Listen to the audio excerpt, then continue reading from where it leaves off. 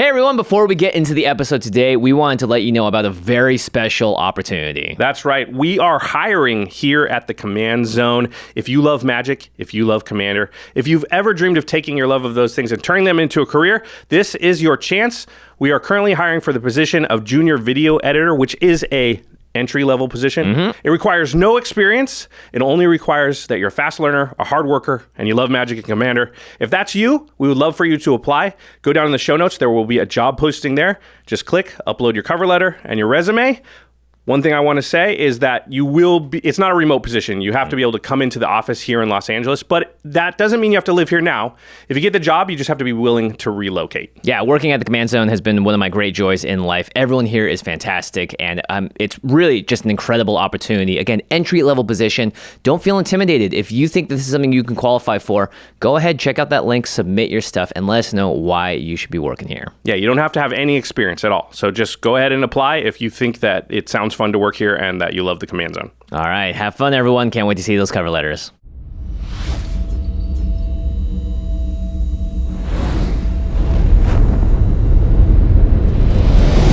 Greetings, humans. You have entered the Command Zone, your destination for all aspects of Elder Dragon Highlander. Enjoy your stay. We are the world. We are the children. Planeswalkers. We are the ones who make a brighter day. So let's start giving. Let's start winning. Winning games of Magic. What's up, everybody? You are watching/listening the Command Zone podcast. I'm one of your hosts, Jimmy Wong. How's it? It's Josh Lee Kwai. Well, we're back to a new set coming out. It's been a little while since we've done some set reviews, Jimmy. Yeah, I can't believe it. I feel like we had a regular podcast for a while. Well, the podcast is always regular, but the set reviews have taken up more and more time every year. And this year is no different, actually, because Dominaria United has a lot of legends. And it's going to be, I'm looking at it here, Josh, there's going to be a lot of episodes for this. Yeah, it's funny because a couple years ago, we announced, the Year of Commander. Oh, yeah. Which culminated in the original Commander Legends set, which had, I think, 75 legends. Yeah. Dominaria United has more than that. Wow. So we're now to the point where, that's just kind of normal, that amount of legends. I mean, Dominaria United does have a Legendary Matters theme, so of course there are a lot of legends. Yep. Yeah. So before we get into this, which is going to be the first in a multi-part series where we're going to go over and talk about most of the legendary creatures from the set over the course of a number of videos. So I figured it might be good to let everybody know what the schedule is going to be. Yeah, there's a lot of episodes coming out. We'll try and do this as frequently as we need to, but in case you're like, hey, when are you guys going to talk about this thing? Here's how you find out. Okay, so this episode is part 1 of 2 of the new multicolored legendaries from the main set and Commander product. Then the next episode will be part 2 of this. Mm-hmm. So the rest, we're doing A through M here, and then N through Z in the next one. Then the third episode is going to be a special box topper legends episode, because with every draft booster box, you get a pack and you can get, one of, I think, 20 different box topper legends. But anyway, there's a bunch of, special legends. So we're going to cover those in one episode. Then the fourth review episode will be the monocolored and the uncommon commanders. Yep. Dominaria, like last time, has a lot of uncommon legendary creatures. We're not going to cover all of them because not all of them are good, but there's a lot of monocolored ones and uncommon ones, so we slotted those together. Yeah, and there's some of the uncommons are very good. I play one of them in the next episode of Game Nights, and it's quite good. Yeah. And then the last episode, the fifth Dominaria United set review episode, will just be the cards in the 99. So that's your regular non-legendary creatures. But as always, we do the legendary creatures first because you can build them as commander, and then we're just going to get through all of them. And then, of course, we do have one budget upgrade video still to go for the Painbow deck. Will be slotted in when we can fit it in here. Yep. We did do the deck reveal for Painbow, which is why we don't do the budget upgrade video right away, because we kind of just talked about it. Yep. Okay, let's get into it. Okay. But before we do, one last thing. We're going to be talking about a billion cards here, literal billion. So you're going to want to pick some of them up, including sealed product. Maybe you want to draft Dominaria. It seems like a really exciting draft environment. Channelfireball.com/command. That's the marketplace. Head on over. You're buying from local game stores around the country. You're also getting great prices on sealed product, as well as just any of the singles that you need, especially when it comes to building all these commanders. There are so many new legends, you don't want to miss out on actually picking them up, and it's going to be hard to figure out where they are. So combine your knowledge from this set reviews and channelfireball.com/command, or enter promo code command at checkout. Get a great deal, get the magic cards you need, and build some new commander decks. Yeah, there are a ton of really cool ones, so you do want to pick that stuff up. I know I don't mean for us to sound fatigued when we're talking about what the set review is going to be. It is exciting. There's really cool stuff. There's at least 2 or 3 decks that I'm planning to build out of this because there's awesome stuff. Ooh, nice. Yeah, and then of course, once you get your hands on the cards from channelfireball.com/command, you want to make sure that all that stuff is protected, that it looks as cool as possible when it's on your battlefield. If you go to ultrapro.com/commands, that is our affiliate link where you can order UltraPro products to protect all of your game pieces. This is the company that Jimmy and I use, UltraPro stuff, on all of our collection to make sure that we keep it safe, keep it in good condition, and keep ourselves looking, really good when we play our cards on the battlefield. Nice and spiffy. Yeah. Yeah. Last way to support the show is directly at patreon.com/commandzone. We play games with our patrons on Spell Table at certain tiers. We have a Discord for everyone. There's exclusive content as well. Tons of stuff there. And you get it for a cheap price of a monthly subscription. And we shout out one lucky patron every single episode. So this one's dedicated to Jonathan Ebert. Jonathan. 2 thumbs up. You rock. Somebody had to make that. Yeah, someone had to. My brain was trying to come up with something, but it didn't. You beat me. It's the easiest one. All right, let's get into the main topic here. Dominaria United, Multicolored Commanders, Part 1. Ooh. Again, we're going to be talking about just stuff from the main set and the Commander product. So the box topper stuff will all be in a different episode, and we're not going to talk about the monocolored stuff or anything that's not rare or mythic. So uncommons will also be in another episode. All right. We're going to go A through M. That means there's 12 legendary creatures total. Let's get into it here, Jimmy, with the Boros one. Woohoo! There's actually a couple of Boros ones today. This is a cool, and both are pretty cool, I'd say. Yeah, I would say this. I like this one a lot. This is Astor, Bearer of Blades. It is 2 a red and a white for a 4/4 legendary creature human warrior. When Astor enters the battlefield, look at the top 7 cards of your library. You may reveal an equipment or vehicle card from among them and put it into your hand, put the rest on the bottom of your library in a random order. And here's the spiciness. Equipment you control have equip cost of 1, and vehicles you control have crew cost of 1 power to tap. So 1 and 1 on both equipment and vehicles, and very regular. When Astor enters the battlefield, like a lot of creatures, you look at some cards, you get to choose one of those cards that matters to Astor, put it into your hand. But the second 2's abilities are really the spicier ones that we're looking at here. Yeah, but it is card advantage, which I do think matters, true. Especially in Boros. So yeah, you're going to draw a card as long as you hit one of those, which you wouldn't build this deck unless you have plenty of vehicle and equipment in it. So looking at 7, high likelihood to hit them if you've got 20 or so. Yeah. Vehicle and equipment tribal. The way to really take the most advantage of Astor is to have things that have high equip cost for the equipment, or high crew cost. Yep. So you're cheating the cost as much as possible. And that's making these cards way better, because if it's just a regular like Skull Clamp, it's like cool, it's a really powerful card, but you're not really getting the most out of Astor because it's still equip cost 1 there. Yeah, you're getting something because he can draw it for you, but yeah, that equip cost he didn't discount in any way. If you think of it from a game design perspective, they balance all cards, and all cards probably have a way to make them unbalanced if you just mess with the mana cost. Yeah. Now, equipment have and vehicles have a secondary cost, and so let's say that you took I don't know an equipment that was like gives +2/+2, right? Any of the swords, how about that? Well, let's just say like a vanilla one, though, just gives +2/+2, sure. right? Well, if that costs 2 to cast and 2 to equip, oh, that's a lot. Yeah. Now, so then compare that, by the way, to like an enchantment aura that gives +2/+2 for 2 mana. Right. That's 4 mana total for the equipment to do that, so it's already overcosted. Yeah. I mean, equipment are different because I can move them around, and when the creature dies, they stick around. But yeah, 2 to equip, 2 to cast seems like a lot for +2/+2. Now, let's say we just changed the cost and said 2 to cast, 0 to equip. Ooh, that's all of really a sudden spicy. That's quite powerful, right? What if it's 0 to cost, 2 to equip? Not as great, but we've seen a lot of 0 cost stuff before, and it's pretty good still. Yeah. So you can see how just changing those numbers. Yeah, changes the equation by quite a bit, and that's what Astor does. So let's look at some high equip cost equipment just as an example of the kind of things he can cheat. Yeah, this first one's pretty good. It's one of the best, and that's why the equip cost is 5 on it, but now it's going to be 1 with Astor. It's Helm of the Host.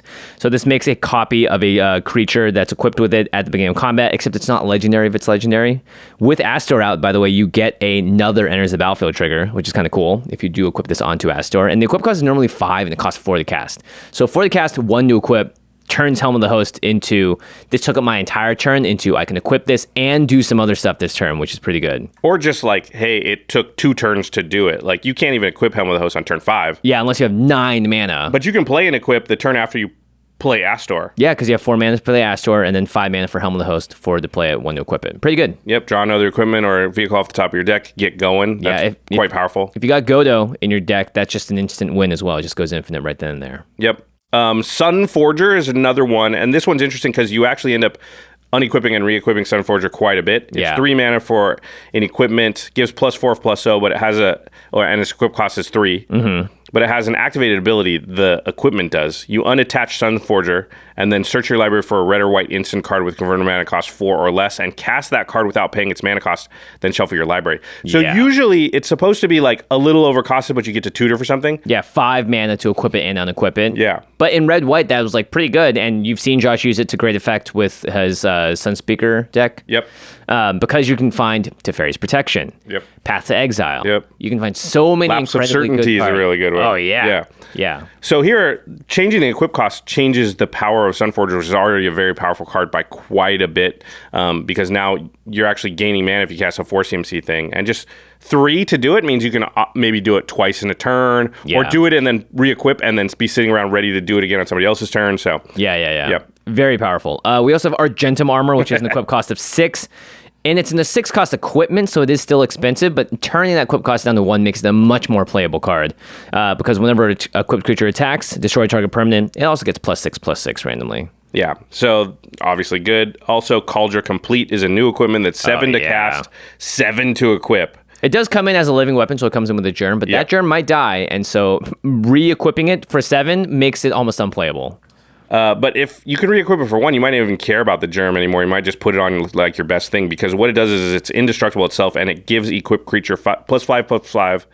First strike, trample, indestructible, haste, and whenever this creature deals combat damage to a creature, exile that creature. Jeez. That card does, in limited, feels unbeatable. It is very powerful in Commander. It feels like when they put that on something, you're like, oh boy, I'm going to die to that in a couple of turns if I don't kill it. Yeah. All these equipment we've talked about, 4 mana, 3 mana, 6 mana, 7 mana. Let's go the other way. How about the cheap equipment cost, but has, again, an absurd equip cost? Yeah, and I actually think this is probably the best way to take advantage of Astor if you can. Yeah. Because now you're getting cheap on both ends. And a lot of things are balanced, like we said, with low equip, really impactful stats, low cost, really impactful stats, but then high equip. So like Colossal Hammer is only 1 to cast, gives +10/+10, and the equipped creature loses flying. And the way to balance that was they said, okay, but the equip cost is 8. Ooh. Yeah. That makes sense, though, +10/+10. Yeah. However, that's down to 1, so there's 2 mana to get your creature +10/+10 and lose flying. That's pretty nuts. Yeah, it's very, very powerful. A lot of new equipment as well. In recent years, Blazing Sunsteel. It's 1 in a red for an equipped creature. Equip 4, which is a lot. But the equipped creature gets +1/+0 for each opponent you have, so instantly +3/+0. And then whenever equipped creature is dealt damage, it deals that much damage to any target. Makes it really hard to block.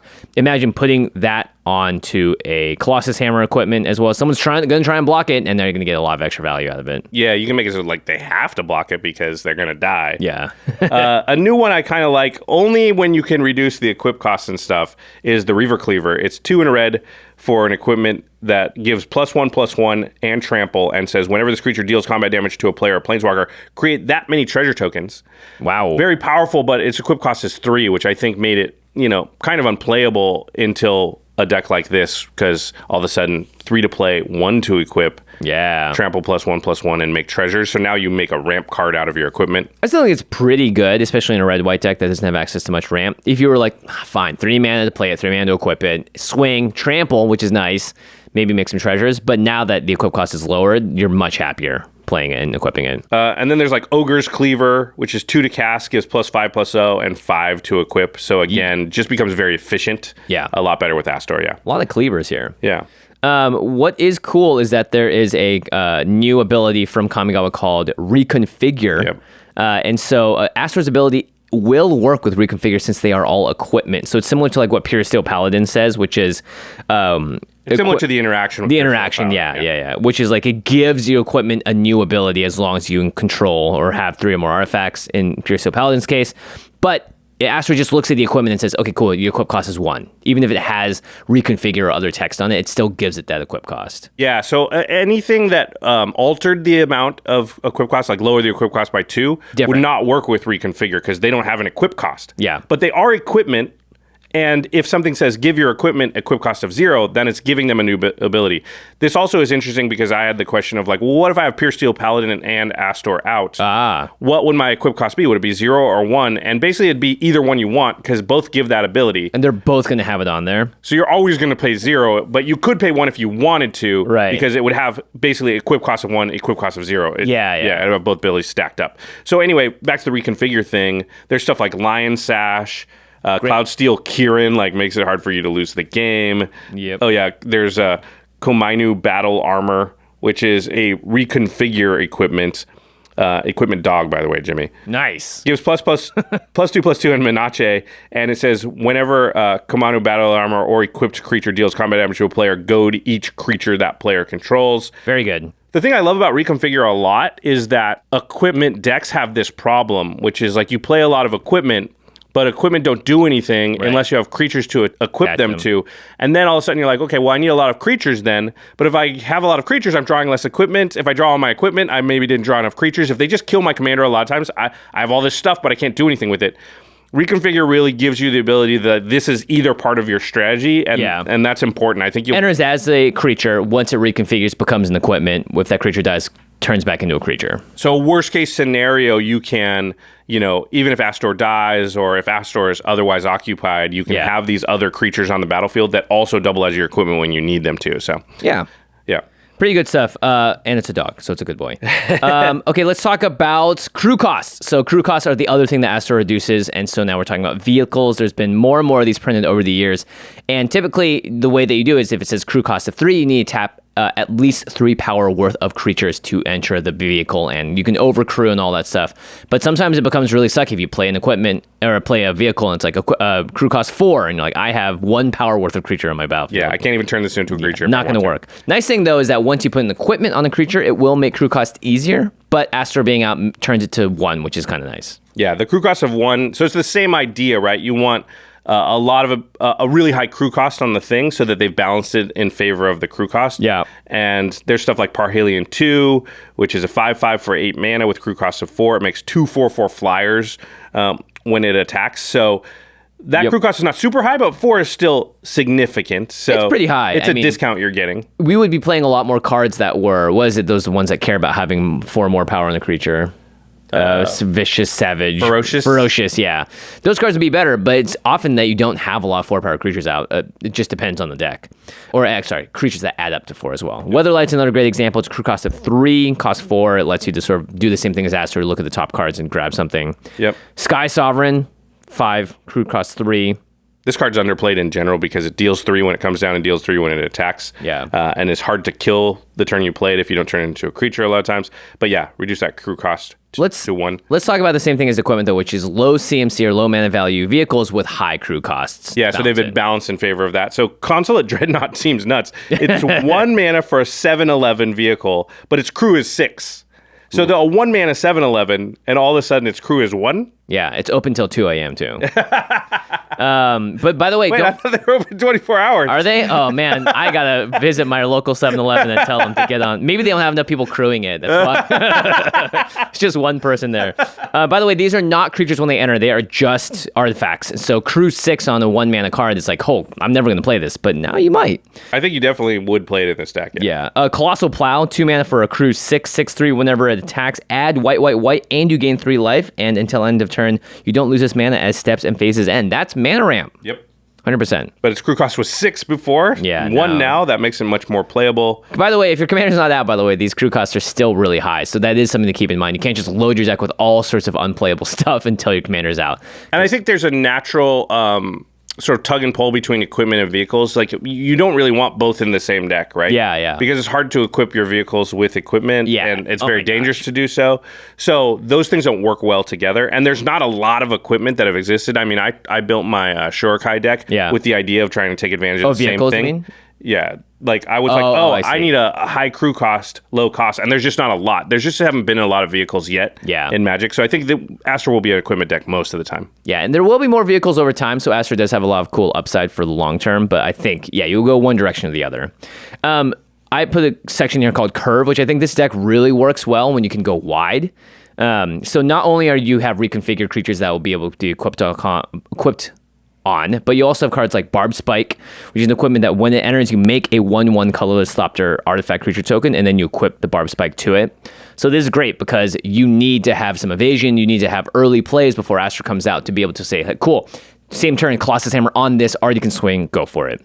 Citizen's Crowbar does the same thing, Goblin Morningstar does the same thing. Even cards like Forbidden Friendship I'll play in this deck. It's a 1 red sorcery, creates a 1/1 red dinosaur creature token with haste, and a 1/1 human soldier creature token.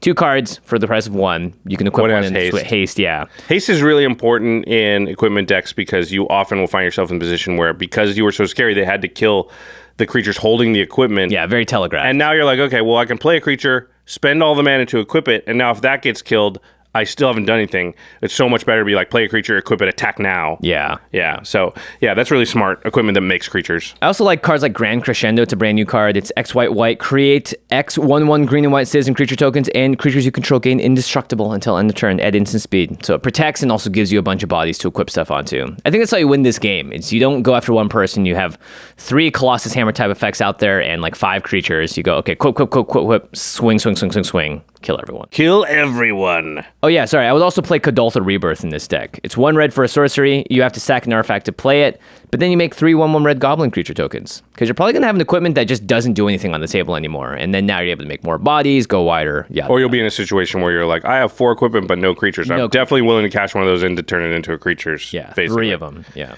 Yeah. Okay, then we're going to play like the normal equipment support. We won't take too long here, but, stuff like SRAM's Senior Artificer, Sigarda's Aid, Pure Steel Paladin we already talked about, Stoneforge Mystic. Yeah, there's just all the normal stuff that you would play in equipment decks. You can also play in this deck, of course. If you're playing a vehicle deck, you got Depala. So just go look up Depala decks and see if there's anything in there that works for you equipment-wise, or vehicle-wise. Yeah, Depala's in the same colors and doing something similar, although has a dwarf sub-theme that you don't care about. Yeah. But yeah, if you look that up on EDH it'll probably help a lot. Okay. All right, next up we have a black and red Rakdos Dragon. Not just any dragon, dragon skeleton. It is the return of Bladewing, this time a deathless tyrant. 5 black red, so 7 mana for a 6/6 flying legendary dragon skeleton with haste. Oh, that's important. Whenever Bladewing Deathless Tyrant deals combat damage to a player or planeswalker, for each creature card in your graveyard, you create a 2/2 black zombie knight creature token with Menace. Hey, okay. Kind of like Josu Vich a little bit, making all those little 2/2 knights. Yeah. So it has to deal combat damage. It does have haste. It's a 6/6. By the time you play this and the fly, you're probably going to hit someone with it. In which case, you're going to be making a lot of 2/2s potentially. We'll see. Yeah, I think, you obviously need to be filling up your graveyard with creatures in order to make the most amount of 2/2s possible. So the first category here is, fill your graveyard. Black is very good at this. Red's actually quite good too. We'll have discard. Yeah, so, I think you're playing, stuff like Stitcher's Supplier. That's one of our favorites, Jimmy. It's so good. Yeah, it's a 1 mana 1/1. When it enters and when it dies, you put the top 3 cards of your graveyard or your library into your graveyard. Yeah.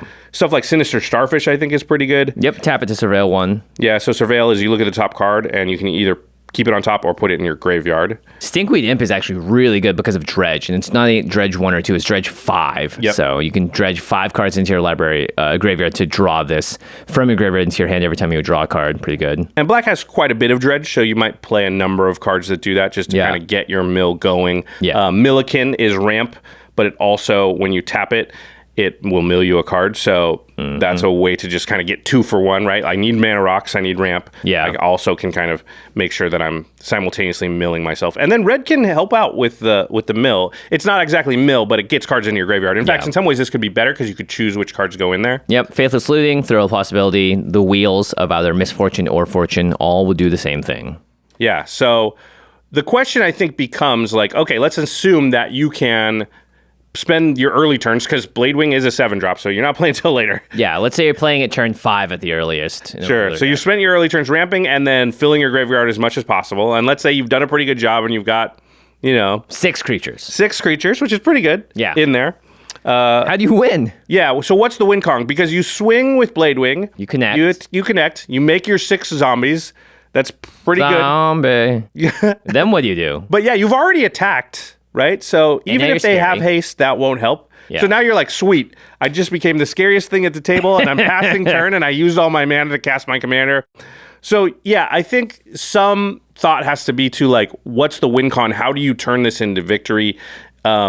So I think the first obvious way is just token synergies. Yeah. And the good ones are the ones where like I don't have to wait to attack. So Perforos, God of the Forge, Impact Tremors, they both just deal damage to all your opponents when creatures enter the battlefield under your control. Yeah. So if you have Perforos out, and maybe you even waited a little while and you got like 10 creatures in your graveyard and you go, boom, do 20 to everybody. Yeah, that's pretty good. And you just dealt 6 to somebody in the face, and probably some other damage has happened because it's later in the game now. Yeah, turn 5 or 6 people are down a little bit, sure. Yeah. You also have cards like Pandemonium, so whenever a creature enters the battlefield, that creature's controller may have it deal damage equal to its power to target creature or player. So in this case, you would wait to cast a Pandemonium until you get your Bladewing out. Then everything does 2 damage, but now specifically to a creature or a player, so it's a little more targeted. Yeah, but you're just like, if I had 10, stealing 20, plus Bladewing would have done 6 when he came down, so... Yeah. Yep. I also like this new card. It's called Rose Room Treasurer. Have you ever seen this card, Josh? It's a brand new one. No. Newish. What is this from? I think it's from New Capenna? Yeah, or one of the Commander Legends sets. Oh, it looks like Commander Legends, yep. Or a Commander New Capenna. Either way. 3 in a red for a 4/3 alliance. Whenever another creature enters the battlefield under your control, create a treasure token if this is the first or second time this ability has resolved. And then otherwise you may pay X, and when you do, Rose Room Treasure deals X damage to any target. So even if you're getting just 2 creatures out of it, 2 treasures, great. And if you have extra mana, you can sink it to just deal damage to someone. I feel like you need lots of ways to get rid of threats, get rid of blockers, do all that good stuff. I think another way to maybe convert this into a win is extra combats. So for this, you would need a haste enabler, but we are purposefully trying to get creatures into our graveyard. So anger feels like a very sort of very good, easy to pull off thing, right? I either faithless looting into my graveyard or I entomb it at some point or something like that, buried alive it. And then... But like we said, Bladewing already swung, already connected. That's how you got the zombies. So you need the extra combats in order to sort of turn this into victory. I think, Aggravated Assault, Morag, Seize the Day. These are all cards that could... Seize the Day would mean only Bladewing swings again, but, that's still pretty good. And I think that... No, Seize the Day, anyone this untap target creature after this main phase, there's an additional card. Yeah, but it's only 1 creature, is what I'm saying. It's not all your zombies. Yeah. But you would have Bladewing swing, make the zombies, untap right. And then the zombies There's an extra combat the zombies can attack now. Yeah. And then I think, you're going to need a Mana Geyser or Jessica's Will or something to pull this off to get enough mana. Yeah, you need so much mana, Yeah, but Red can do that. And Red's really good at like one big burst of mana all of a sudden out of nowhere. So you might be able to set up a turn where you're like you said, turn 6, 7, maybe 8 once you've filled your graveyard up. And it looks like you have 7 mana, but you actually can sort of make 20. And you go Bladewing, cast extra all your combats, extra Morag, whatever, then play my... land. So that might be a way to go. Yeah, you may just need to cast a Warrior's Oath type effect because you might just need one more turn if you can't get an extra combat spell in. The zombies you make do have Menace, right? So it's kind of nice that they should be able to swing in pretty effectively. So if you're able to make a bunch, turbo mill yourself. If you're making like 10 or so zombies, then that's great. Extra turn, do the same thing, go nuts. Yeah, Fight of Fortune. I like that. That's probably usable in a deck like this because... You have to make sure you win the game, though, because those cards will make you lose the game. Yeah, you're not going to play this deck and hit an opponent, different opponents 3 or 4 times and make, 6 or 3 batches of 6 zombies. Yeah. Like, that's just not going to... No one's going to let you do that. So... when you do, and Bladewing's super telegraphed, right? Like they see it in your command zone, they know it's coming, they know exactly what you need. They can always count how many creatures are in your graveyard. So whenever I'm playing against a deck like this, I'm always just sitting there with my removal spell, going like, they're probably playing it next turn, so I'm just going to be ready to kill it. Yeah. So you just have to think about that when you're playing it and sequence your plays that way. You might die. Yep. And then, of course, the other way to take advantage of all the zombies is just aristocrats, which is a very well-known strategy in Rakdos. But you've got the Blood Artist, Sulaport Cutthroat, Pitiless Plunderer. Mayhem Devil. Yep. Goblin Bombardment seems like an automatic include just because you have a sack outlet, too. Sack outlets seem pretty good in this deck as well, obviously. Yeah, I think that's just a way to make sure you get some use out of the zombies. Viscera Seer, all that good stuff. Basically, all the best aristocrat stuff is in Rakdos, so yeah. I guess Orzhov has something to say about it. But in general, this feels like a pretty good way to go. Yeah, another way to do it is maybe just go super board wipe heavy. So you're constantly playing stuff out, but you're wiping the board so that when Bladewing does come out, it's the biggest threat. You're going to have the biggest board state instantly because you're able to regain it so quickly.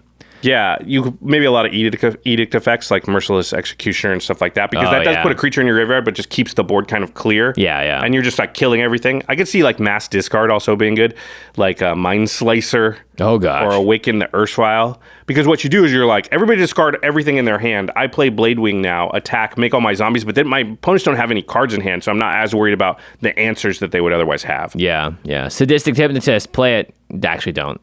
That's a sack a creature, make people discard. Yeah, 2 cards directed at sorcery speed. That's actually pretty good with Bladewing for sure. Yeah, you have 20 zombies, just like, all right, everyone, see you later, hands, and I'm going to take another turn after this. Yeah, nobody will like that if you do it, but it is a way to win with Bladewing, which I think will be difficult, actually. Yeah. Okay, let's move on to the next commander. It's Boros again. It's Cadric, Soul Kindler. It's 2 red and a white for a 4/3 legendary creature dwarf wizard. And the first text, I love it. The legend rule doesn't apply to tokens you control, so tokens specifically, because whenever another non-token legendary permanent enters the battlefield under your control, you may pay 1 generic mana. If you do, create a token that's a copy of it. The token gains haste, sacrifice it at the beginning of the next end step. So tokens, if you make a token that's a copy of a legendary card, it doesn't have the legend rule, and Cadric triggers on non-token legendary permanents. So that includes lands as well as artifacts, enchantments, planeswalkers, creatures, planeswalkers. Yeah. Yeah, it's interesting. It sort of makes a sneak attack copy, basically, that it is a token, so that might matter. Yep. So it's Boros legends matter. This is interesting. I think the first thing you think is like, well, what cool legends could I make copies of? And there's a lot. I think the fact that it gives haste to the token is also important too. So even just a creature that normally you would play and would just want haste, if it's legendary, Cadric becomes really good with like a Tali, say. Oh my gosh. Yeah. So a Tali is very powerful, but without haste, almost never makes it around to your. Sometimes it does. Once in a while, but mostly people will not let that happen because it's so devastating. Yeah, but now if you just wait till you have 7 mana to play a Tali, use the extra mana to make the copy. Because when a Tali attacks, you exile the top card of each player's library, then cast any number of spells from among those cards without paying their mana cost. Oh my god! You usually get like 2 to 3 free spells off it, and sometimes it's Eldrazi and stuff. Yeah. So. Yeah, this seems very cool. Token goes away, of course, at the end of your turn, but now you have an Atali for your next turn, and they're got to deal with all this stuff. If they deal with Atali, you get to keep all the stuff you cast, So I like that a lot. Also, if you have Anger in the graveyard, both your Atalis can swing. Oh boy, that's crazy. Yeah, you probably win that game. I like this one. Elish Norn coming out gives everything +4/+4 because you have 2 of them, but everything else -4/-4. So it's almost just a massive board wipe on the spot. Yeah, it's only your opponents too, so it's one side, the -2/-. Yeah. You need to have 8 mana to pull that one off, so it's a bit tougher. But again, red could maybe set up for these turns where it just has like all lot. The mana, and there's ways to cheat that. We'll talk about it in a second. Yep.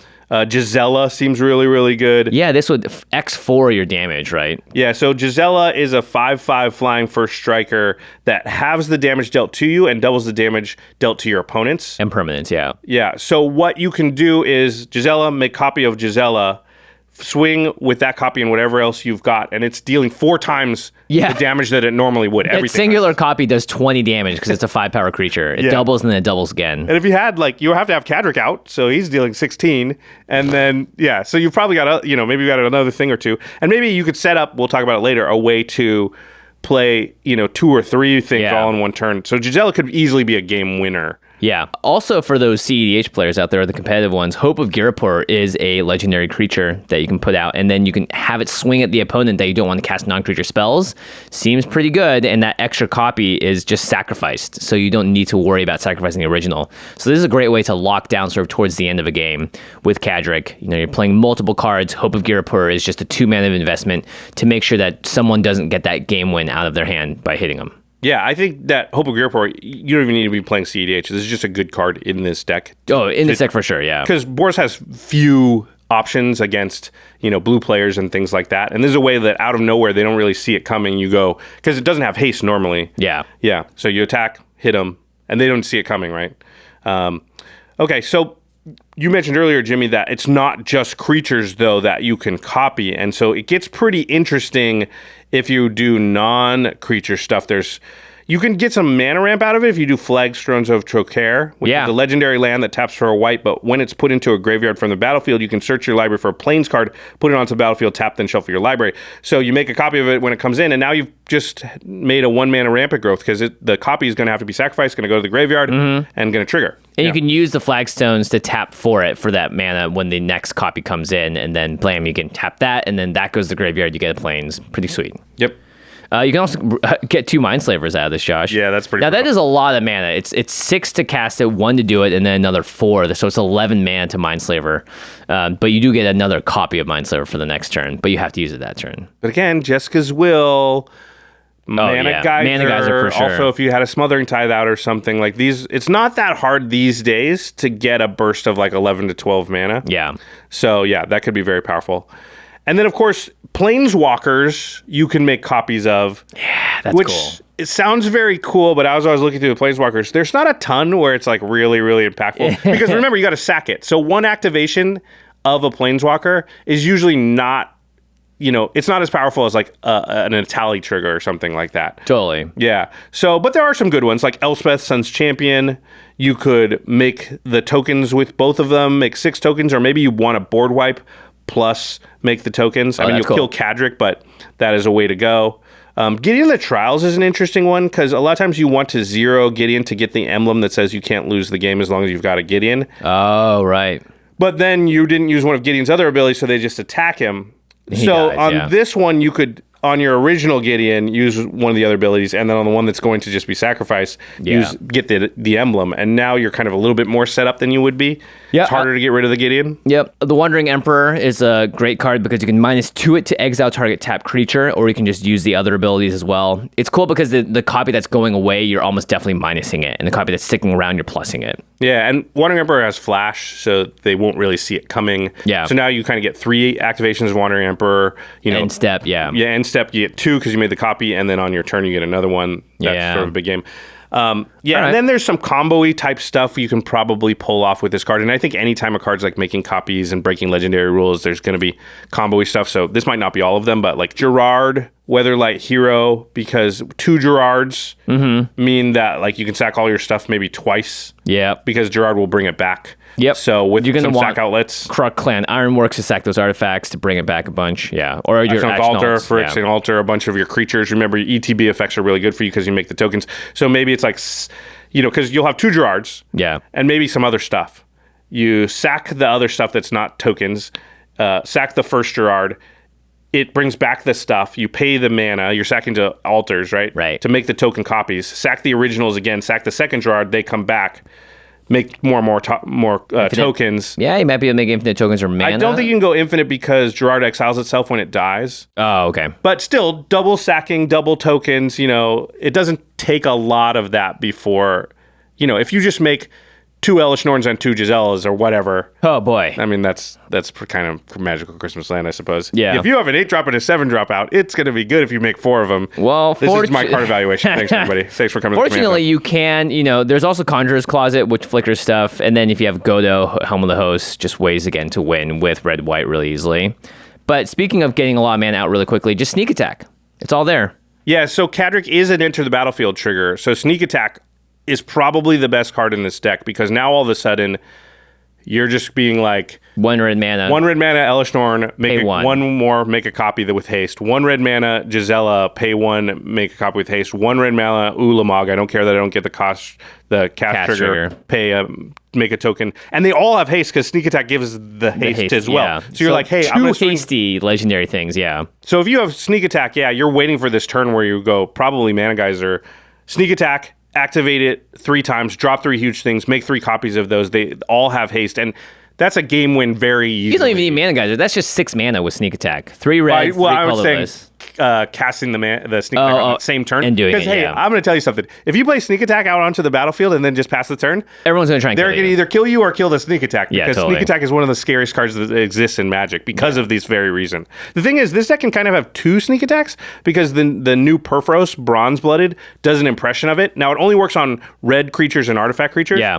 But whatever. Gisella's red, Atali's red. A lot of your creatures are going to be red. So Perforos kind of will work in a similar way. A little more expensive, but still. Yeah, pretty good. Oh, and obligatory mention, Sundial of the Infinite. You can use this to keep the tokens around forever, quote unquote, forever, because of the effect of ending the turn and then you're taking things off the stack. Yeah, so what happens is you go to your end step and the token copies from Cadric say, okay, it's the beginning of your end step, and now you must sacrifice this. And that trigger goes on the stack, and you say, cool, Sundial of the Infinite, end my turn, gets rid of everything on the stack, and you keep the tokens. Yeah, she said, see you later, boy. Okay, moving on to a card we've already talked about on the show. It is Dihada, Binder of Wills. This is on the Mardu Legends Matters. Sort of what deck? It's Legends Legacy. Legends Legacy, that's right. One of the precons. Yep. Yeah, we did the budget upgrade guide already, so we're not going to spend a ton of time here. But that was a budget upgrade guide, so we figured we could talk about this with, without budget considerations. So let's read Dihada. Oh, yeah. A lot of text, 1 red, white, and a black for a 5 loyalty planeswalker, and it has 3 abilities, a +2, up to 1 target legendary creature gains vigilance, lifelink, and indestructible until your next turn. -3, reveal the top 4 cards of your library, put any number of legendary cards from among them into your hand, and the rest into your graveyard. Create a treasure token for each card put into your graveyard this way. And -11, gain control of all non-land permanents until end of turn. Untap them, they gain haste until end of turn. And of course, Dihada can be your commander. All right, so Legends Matter, cares about Legends on the first 2 abilities, and the last one is just a sort of... Win the game. Probably. Insurrection everything, not just creatures.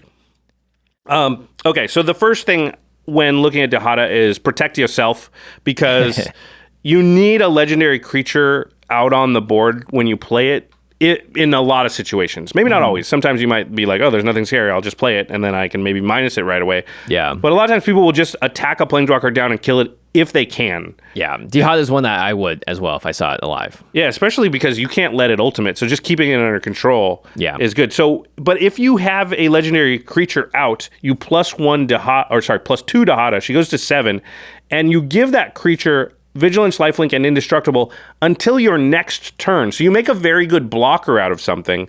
You just have to have something that is a legendary creature that's targetable. Yep.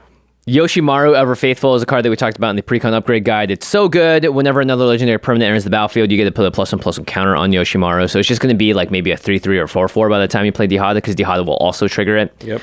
Ragavan I really like because it makes Ragavan just be able to attack again with lifelink, vigilance, and indestructible. So maybe you're just free swinging in. Yeah, the vigilance really matters because you want to attack with Ragavan to get the treasure, but you'd want to hold him back as a blocker too. Yeah, totally. So all of a sudden, really good. Granzo Havoc Razor feels like a really good one too. Goad everything, or get some impulsive things draw. or impulsive draws.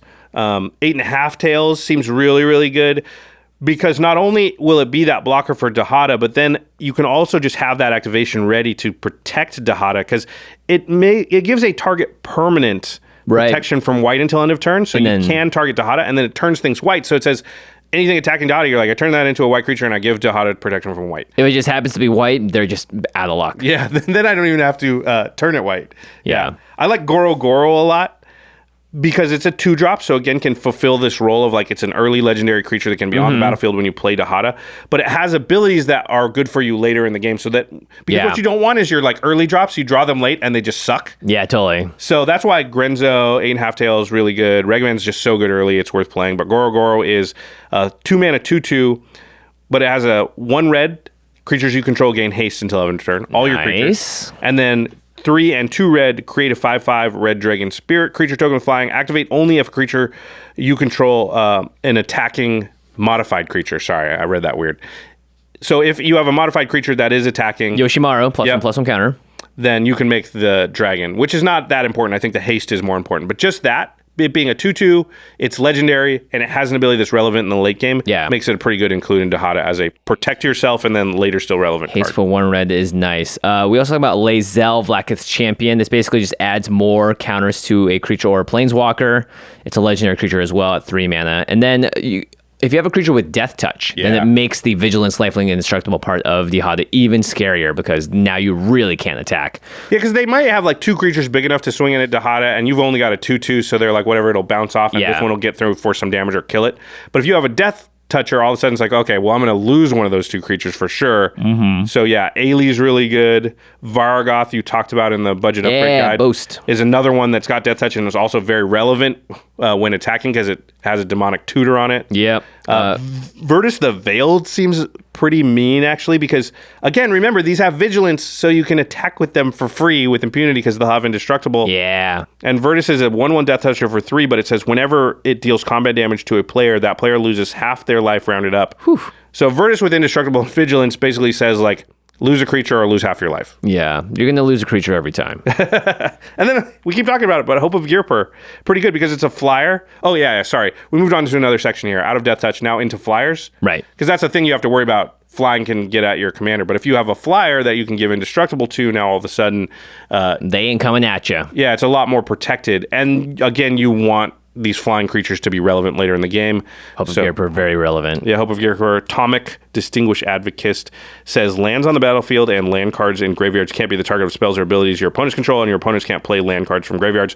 So it just has a relevant ability, but is a 2/3 flyer for 2 that can serve in the protection mode. Yep. Okay, so this is different than Cadric a little bit because you're going to want a high density of legendary things to take advantage of Dihada's first 2 abilities. Right, Cadric cares about creatures. Creatures, yeah. But in this case, I mentioned this, Luxior, Jhoda's Gift, is an equipment that can give your Planeswalker, turn it into a creature basically, and it gets +1/+1 for each counter on it. So if you play Dihada +2 and then equip this thing for 1, she's a 7. It's a 7/7, and it's not a Planeswalker anymore, so this kind of protects it, which is kind of cool. Yep. Luxier's Jhoda's Gift is going in any Planeswalker as commander deck, right? Yeah, I think so. I mean, it's just such a cool thing because you can still activate the Planeswalker abilities. And the downside of all of those decks is that, hey, now they can attack my commander. Every other commander that's a creature, they have to have a spell to remove it, yeah. Right, but creatures can just attack a Planeswalker commander, so Luxior makes them into creatures basically, but they still get their abilities. Chain Veil, of course, is another legendary artifact that allows you to activate your commander multiple times in a turn. Yeah, if you're able to do that with Dihada to -4, then plus to get 3 treasures, draw a card, then make something crazy, and then play a card.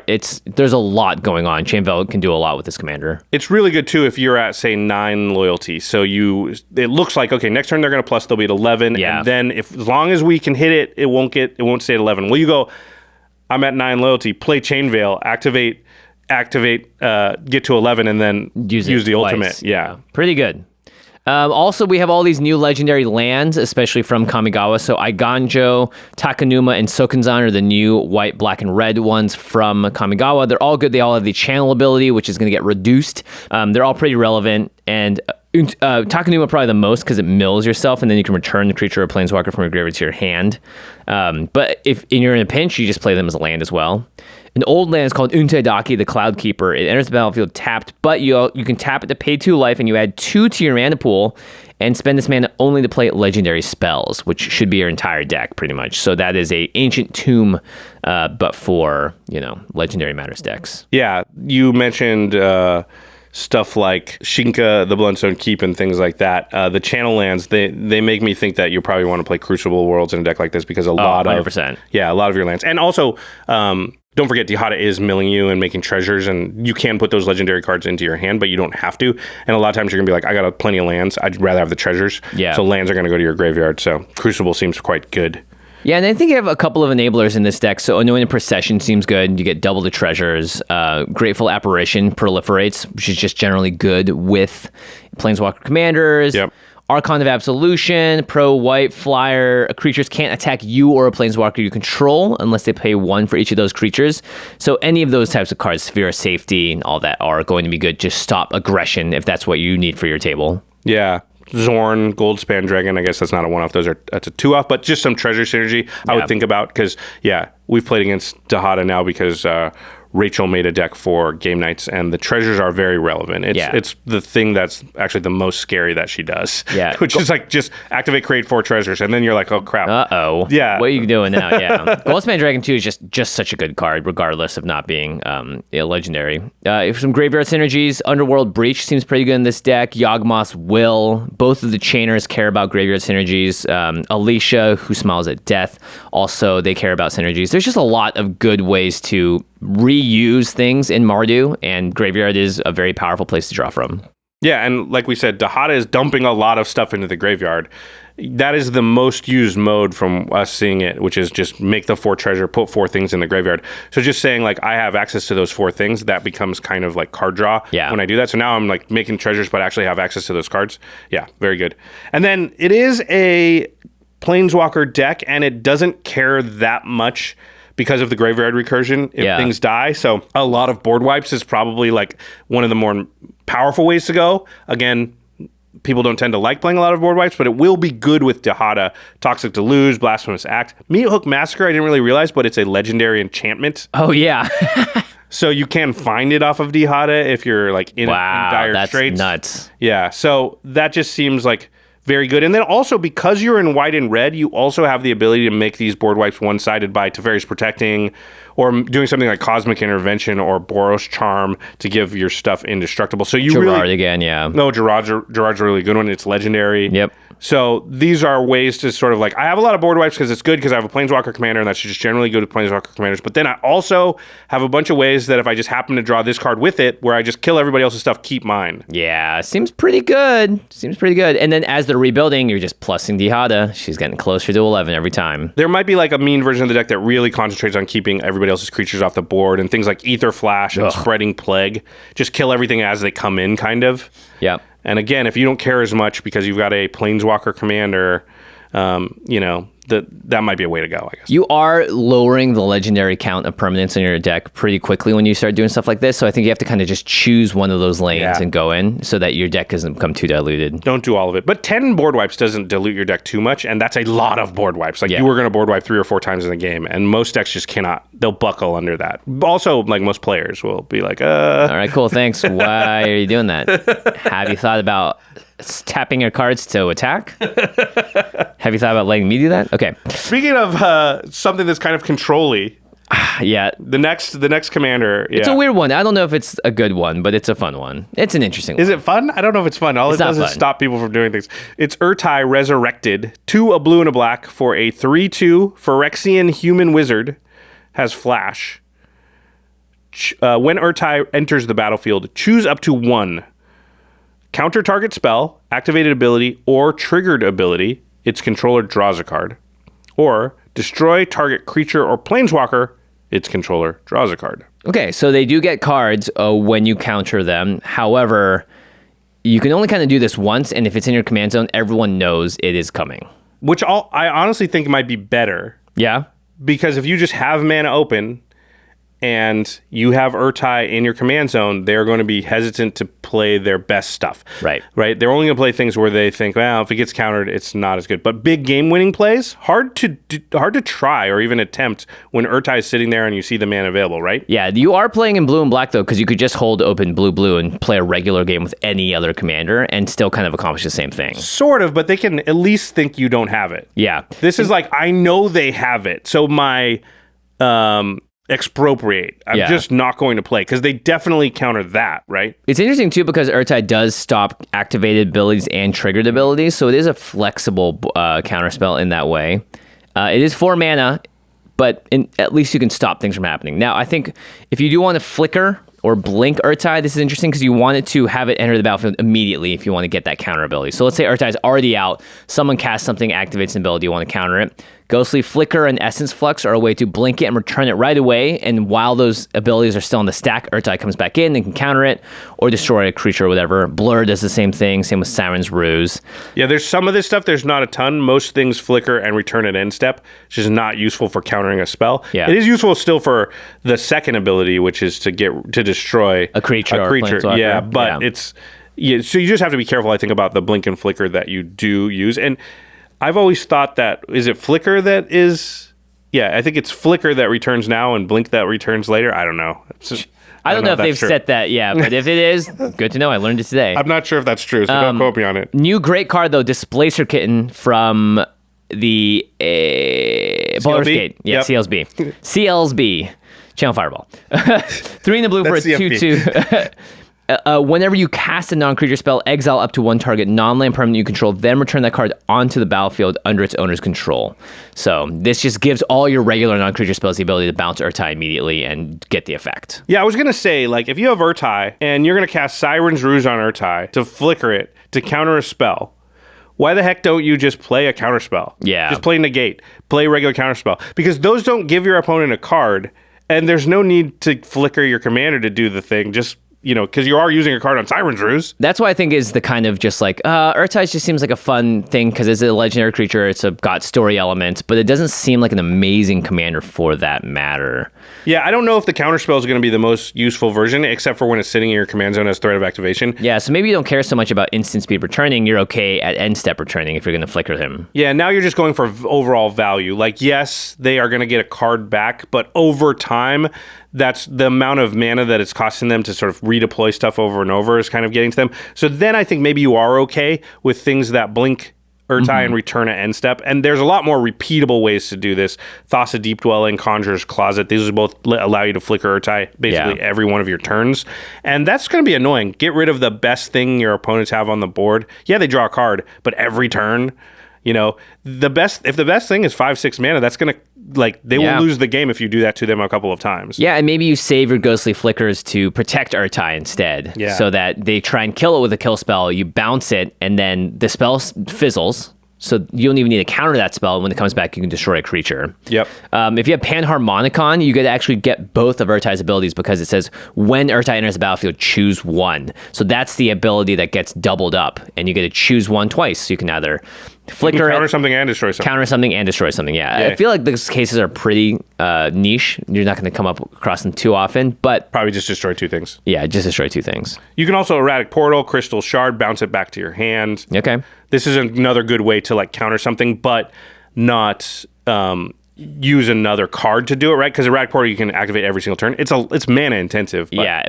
I also don't love I build a commander deck so I can pay the same 4 mana to do the same spell over and over and over and over and over again. Sure. There are ways to sort of maybe deny your opponent the card draw, so make it so that they don't get the extra card. So Notion Thief would make it so that you draw the card instead of them. Right. Gets a lot better then if it's like counter target spell, draw a card. Draw a card, yeah. Narset Power Reveals will stop them from drawing a card outside the first one they draw every turn, so that seems okay too. Their turn and you counter something, they've already drawn their card for turn, they won't draw the extra card. And you might play a lot of the cards that you play in Nimrus, Una's Trickster, so instant speed tribal stuff. Okay. Just because you're going to be...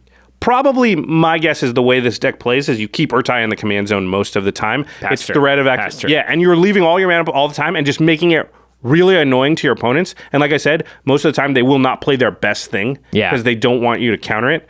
And now you're just playing cards that synergize with the fact that you're going to act mostly during other players' turns and probably do most of your stuff on the end step right before your turn when you've cramped everybody down, they haven't played their best stuff, and now you're like, okay, cool. Nobody played their best thing. It's the end step before my turn. Now I'll play my best stuff. Yeah. And then I'll untap and say go. And not even cast Ertai because I don't need to yet. Yeah, so Wavebreak, Hippocamp, Slither Wisp, Cunning Nightbonder is really good because it'll make Ertai cost 1 less. I was going to say, if you play the Familiars or the Diamonds and make Ertai just cost blue and a black, then I could see that working pretty nice. Then it's quite powerful if you can bounce it back to your hand with Erratic Portal, and now you just have unlimited 2-mana counter spells. Yeah, draw and make everyone destroy all their creatures. Pretty good. Yeah. A counterspell that has a second ability, which is destroy a creature, is really powerful. Yeah. So I think this deck can be okay. It's a bit of a tough nut to crack as far as how you'd build, but I actually think it will be annoying and powerful to play against. And then the big question we did not answer, and we won't, is how do you win, right? It feels like you could build this deck and it won't be that hard to make it so that you can have a lot of resources and stop your opponent's most powerful things from happening. All the time. Yeah, but what are you going to do to advance the game towards you winning? And that's the real question you got to answer. Please answer that if you build an Ertai deck. Don't just build the stop everything deck that has no way to win. Yeah, the difference between this and the one that makes 2/2 Drakes whenever you cast a blue spell is that there's the win condition right there. You make a lot, and you don't even have to go counterspell heavy in that deck, but Ertai is very much you're countering or destroying stuff. Yeah, what are you going to do to win the game? And blue's not really good at that, right? Yeah. So just have an answer to that question if you play the deck. That's all. Okay. All right. We are halfway through. We have my favorite commander of the bunch coming up. And you can tell because it takes up a large portion of the next page, Jimmy. It does. It's like half the dang page. I'm very excited about this one. But before we get into that, we got to take a quick break and hear a message from our sponsors. We'll be right back. Hey, it's me, Will the Wise, and sorry, just another horrible vision from a spooky universe beyond. Look, I hate the Upside Down, but the strange thing is, I love the Upside app. You see, while the Upside Down is full of monsters, the Upside app is full of savings. These days, shelling out for gas hurts more than getting chomped by the Demogorgon. But with Upside, you get cash back every time you pay at the pump, buy groceries, or go to a restaurant. I saw a sweet offer at the gang's favorite pizza joint, so I claimed it, checked in, and got paid just for treating my friends. Now I can afford a new dice set. To get started, download the free Upside app in the App Store or Google Play, then use promo code COMMANDS and get $5 or more cash back on your first purchase of $10 or more. Plus, my investigations show you'll get 3 times more money than you would from overcomplicated loyalty programs. So trust me, Upside really is the wise choice. And that's coming from me, Will the Will the Wise. Download the free Upside app and use promo code COMMAND to get $5 or more cash back on your first purchase of $10 or more. That's $5 or more cash back on your first purchase of $10 or more using promo code COMMAND. Now, a word from our sponsor, BetterHelp. All right, since Audric Master Tactician is attacking, I get to choose how you block. So let's maybe put that there, and you could double block there. Oh, I'm sorry, my brain is struggling. If I may, let me give you a master tactician's advice. Yes, please. Battles aren't won on the field, they're won in the mind. And if you want the strategic advantage of a toned and trained thought sponge, I recommend BetterHelp Online Therapy. Puzzles and brain teasers are great intellectual exercises, but the emotional side is just as important, soldier. BetterHelp is online therapy that offers video phone and even live chat-only sessions with your therapist, so you don't have to see anyone on camera if you don't want to. It's much more affordable than in-person therapy, and you can be matched with a therapist in under 48 hours. Hey, thanks for the advice. Now, what about this combat? No blocks, man. He's dead on board. All right. Duh. Stupid talking card. Command Zone listeners get 10% off their first month at betterhelp.com/commandzone. That's BETTERHELP.com/commandzone. Order up! Get this knuckle sandwich inside a Wise Guy fries to table 3. Hi, I'm Rocco, cabaret caterer. Running the kitchens for a high-profile crime family can be a tough gig. I got a tutor-up help I can rely on to get the job done. Lucky for me, I got Indeed, the hiring partner that lets me attract, interview, and hire all in one place. I used to spend hours searching for employees, and I ain't got time for that. I'm cooking here. But Indeed's got primo tools like Instant Match, which gets me a library of grade A qualified talent as soon as I sponsor a post. Then, with Indeed's virtual interviews, I can message an interview candidate seamlessly without any dumb extra downloads. Plus, with Indeed, you only have to pay if an applicant meets your must-have requirements. Now I've got the team I need to keep my clients happy. And trust me, in my business, you want to keep the clients happy. Indeed's doing something no other job site has done. Now with Indeed, businesses only pay for quality applications matching the sponsored job description. Visit Indeed.com/commandzone to start hiring now. Just go to Indeed.com/commandzone. Again, Indeed.com/commandzone. Terms and conditions apply. Need to hire? You need Indeed. All right, welcome back. We are talking about the new legendary creatures A through M from Dominaria United. United, yeah. Untadaki. So moving on, we have a really cool Simic commander here, which is definitely, it has your name written all over it. I didn't even think about the fact that it was Simic. Of course, I love it. Yeah, this is pretty cool. It's Ivy, Gleeful, Spellthief. You want to read it, Jimmy? Yeah, at first I was like, this card sucks. Now I'm like, this card rocks. It's green and blue for a 2/1 fairy rogue flying. Whenever a player casts a spell that targets only a single creature other than Ivy, you may copy that spell, and that copy targets Ivy. And it says a copy of an aura spell becomes a token. Interesting. So this is kind of almost a reverse Zodah, where in Zodah decks you target Zodah and that creates a copy targeting all your other stuff. Right. In Ivy decks you target not Ivy and then you also get to target Ivy, which doesn't sound super exciting, but it's in different colors than Zodah, and also that aura thing's pretty interesting because up till now you haven't really made token copies of enchantments like this. Yeah. So I think there's a lot of really cool stuff you can do. I named the next category. You ready for this? Yeah, it's a good one. Double Jep or D. Jevority. My favorite show. Just good copy. Okay. All your auras become doubly powerful. Because you get 2 of them. As long as you have another creature to, target, right? So you play Bear Umbra, you get a Bear Umbra on the creature you targeted and a Bear Umbra on Ivy. Wow. Yep. And then when you attack with both of them, you get 2 Bear Umbra triggers. You may be able to do something tricky with that. Yep, which is untap all your lands. Ancestral Mask, it's enchanted creature gets +2/+2 for each other enchantment on the battlefield. So it's automatically +3/+3. +4/+4. It's other, right? Yeah. Each other. Oh, yeah. Okay, yeah. The next one that seems very Jimmy. Eldrazi Conscription. I mean, you're in green-blue. Oh, boy. So you're going to be able to ramp really quickly, yeah. And you get 2 +10/+10 Annihilator 2s. That's pretty brutal because it's funny to think about Ivy having Eldrazi She's Conscription. a 12/11 flyer with Annihilator 2. A fairy, by the way, just a tiny little thing now has Annihilator 2, yeah. And something else you control has that as well. Yeah. Technically, you can target your opponent's stuff. It doesn't care if it's a creature you control that gets targeted. So, oh, that's right. Yeah, Ivy says whenever a player casts a spell, by the way, it's a player too, that targets only a single creature other than Ivy, you may have the copy of that. You may copy that Or you spell, may copy that spell. So if you Eldrazi Conscription your opponent's thing, I don't know why you do that, but then you could still get the copy on Ivy. Or if your opponent says, oh, I'm going to cast an aura on my own thing, you can get that copy. Yeah, that's actually really cool. And it's May, so if they go to Swords of Plowshare or something else, you do not have to copy it. Yeah. So there's stuff like Keen Sense. Whenever enchanted creature deals combat damage to an opponent, you may draw a card and can get 2 of those. There seems to be probably like a way you can break Pattern of Rebirth. I didn't give it enough thought to figure that out, but Pattern of Rebirth is notoriously combo-y. Yeah, so when the creature dies that's enchanting, you get to search your library for a creature card and put it on the battlefield, but now you get 2 of them when you cast it, so maybe there's a way to get double the fun, double Jhoira D, and it's probably get... there's definitely 2 creature win the game combos in the game. Yeah, exactly. So, yeah, and in green and blue, I mean, at the very least, one of them can be Protean Hulk that you'll go get, so there's got to be a way to win if you want to with Pattern of Rebirth. Yeah. There are some cards that have enter the battlefield triggers, like shielding plaques. When there's the battlefield, you draw a card, so you get 2 draw cards, and then it makes the creature basically hexproof, or I guess in this case, shroud. No, it's hexproof. Yeah. So a bunch of cantrippy ones, Cartouche of Knowledge, Test and Training. Just turn your auras also into part of your card draw.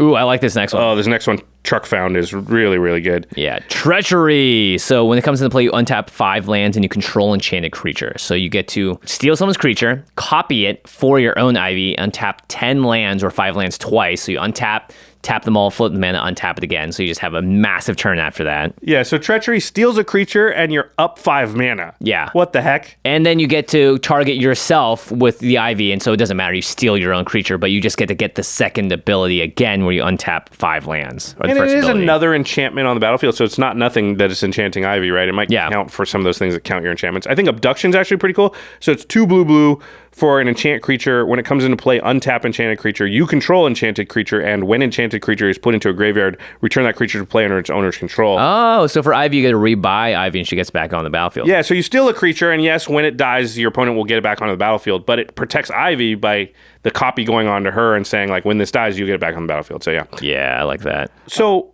I was thinking about, okay, is there a way to make this be your removal, right? Oh, because you could target it with an enchantment aura to remove something? Right, so it's Imprisoned in the Moon, Song of the Dryads, those are not very good removal spells with Ivy, because you don't want to copy them and put them on Ivy. Oh, yeah, turn it into a land or whatever, that would suck, yeah. Yeah, but there are actually a bunch of underplayed cards that I kind of think fit the mold of removal that we don't play much, but in this case would work pretty well. So they are things like the Vow of spells or the Impetuses. Yeah, I like that. So the vows are all give +2/+2 and flying, and that creature can't attack you. Yeah, so you're putting it on an opponent's creature and making them swing at someone else. And pumping your Ivy, so that copy does matter to you a little bit. That's kind of cool. Psychic Impetus is, there are 2, basically you're in 2 colors, so there's 2 of each of these. Psychic Impetus is 2 in a blue for an enchantment aura. Enchanted creature gets +2/+2 and is goaded. Okay. And when enchanted creature attacks you, scry 2. Oh, so now they are attacking other people. It's goaded. You're going to scry 2, and your Ivy gets to swing and scry 2 as well. Right, and gets the +2/+2. So that's pretty cool. I actually like that a a lot. Yeah, so that allows you to get some form of removal and still target your opponent's creatures, but the copy matters too, which I kind of like. Yeah, Cartouche of Strength is funny because you have to do it on the creature you control, but you get to just get 2 sort of fight triggers off it, and then you give the creatures +1/+1 and trample. And assuming you're going this aura route, Ivy's going to be pretty big. There's probably a couple of them that give her +2/+2. Ancestral Mask is going to be nuts then. Yeah, and so all of a sudden 2 fight spells is 2 removal spells, so Cartouche of Strength really does work, yeah. Yeah, and then you also have like Warbriar Blessing, which enters the battlefield, it fights a creature, and it gets a +0/+2, so that's kind of cool. Just lots of like, it's funny to get interaction from auras to fight spells. You don't see that quite often. Right. Usually you just see instant speed removal or whatever. And we're going to move on now because I think there's sort of a couple different routes, and you might combine them, but there's enchantment auras, and you're going to want like the enchantresses and things in that. Yeah. You know, again, you're going to want the things that care when enchantments enter the battlefield rather than cast. Maybe you'll still play Enchantress's Presence or whatever, but Setessan Champion's better. Yeah, because you'll get 2 enchantments that enter, and you'll draw cards for both of them. Right, and so if you go an instants and sorceries route, which Ivy will also double, like if you giant growth something, it'll giant growth Ivy as well. This is how Zoda works. Because it doesn't do the token or the enchantment copying thing. Yeah. But if you do that, then you're kind of diluting the amount of enchantments, and the Setessan Champions and the enchantresses get worse. So likely you're going to want to go one or the other route more. So fight spells don't work if it's an instant and a sorcery because they target 2 things. Right, and it says if it's only 1 target on Ivy. Yeah, exactly. And Ivy only works if you target 1 creature only. You can't like have a modal spell that says counter target spell and bounce a creature, right? You're targeting 2 things there. So that's an important rules thing. So anyway, let's look at the path of like, but what if you go Spellslinger and you say, I'm going to do instants and sorcery based stuff. And, you know, there's a lot of 1-mana cantrips that target a creature. So that's they become kind of your Ancestral Recalls, I guess. They draw 1 less, but 1-mana draw 2s. Yeah, that's actually really good. Shadow Rift gives a creature shadow, and then you draw a card, but you're going to copy that spell, so you're going to get another 1 on Ivy, draw 2 cards for the price of 1. And that shadow, we've seen, is important sometimes. Very much so. Sometimes it just kills you. Yeah. Other players kill you with it, too. Sad. Yeah. By the way, in that game, if you had Ivy out, you would have been able to Shadow Rift my thing, and then give something your own stuff, Shadow Rift, draw 2 cards, yeah, whatever.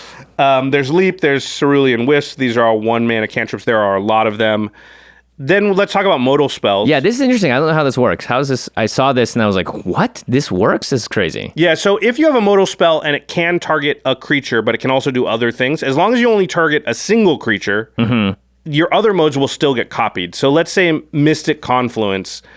It allows you to counter a spell, return a creature to its owner's hand, or draw a card, and you get to choose 3, and you can choose the same mode more than once. Right. So if you say, return target creature to its owner's hand and draw 2 cards. Those are my 3 modes. Yep. And I do that on one of Jimmy's creatures.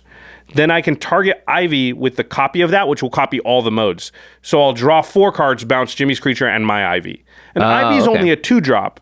So that might be worth it to you. It also could be in an instance where you need to save Ivy. Save Ivy, yeah. Yeah, so, and I'd rather draw 4 and bounce another creature than just counter that spell. Or mana drain it, yeah. Yeah, Sublime Epiphany, you can maybe do, interesting things there. Baral's Expertise seems like a really good one, because you can return up to 3 target artifacts and or creatures to their owner's so you hand. don't even have to target, okay, so you do artifacts and just 1 creature. Oh, no, you can't target artifacts also. You can only do just 1 creature.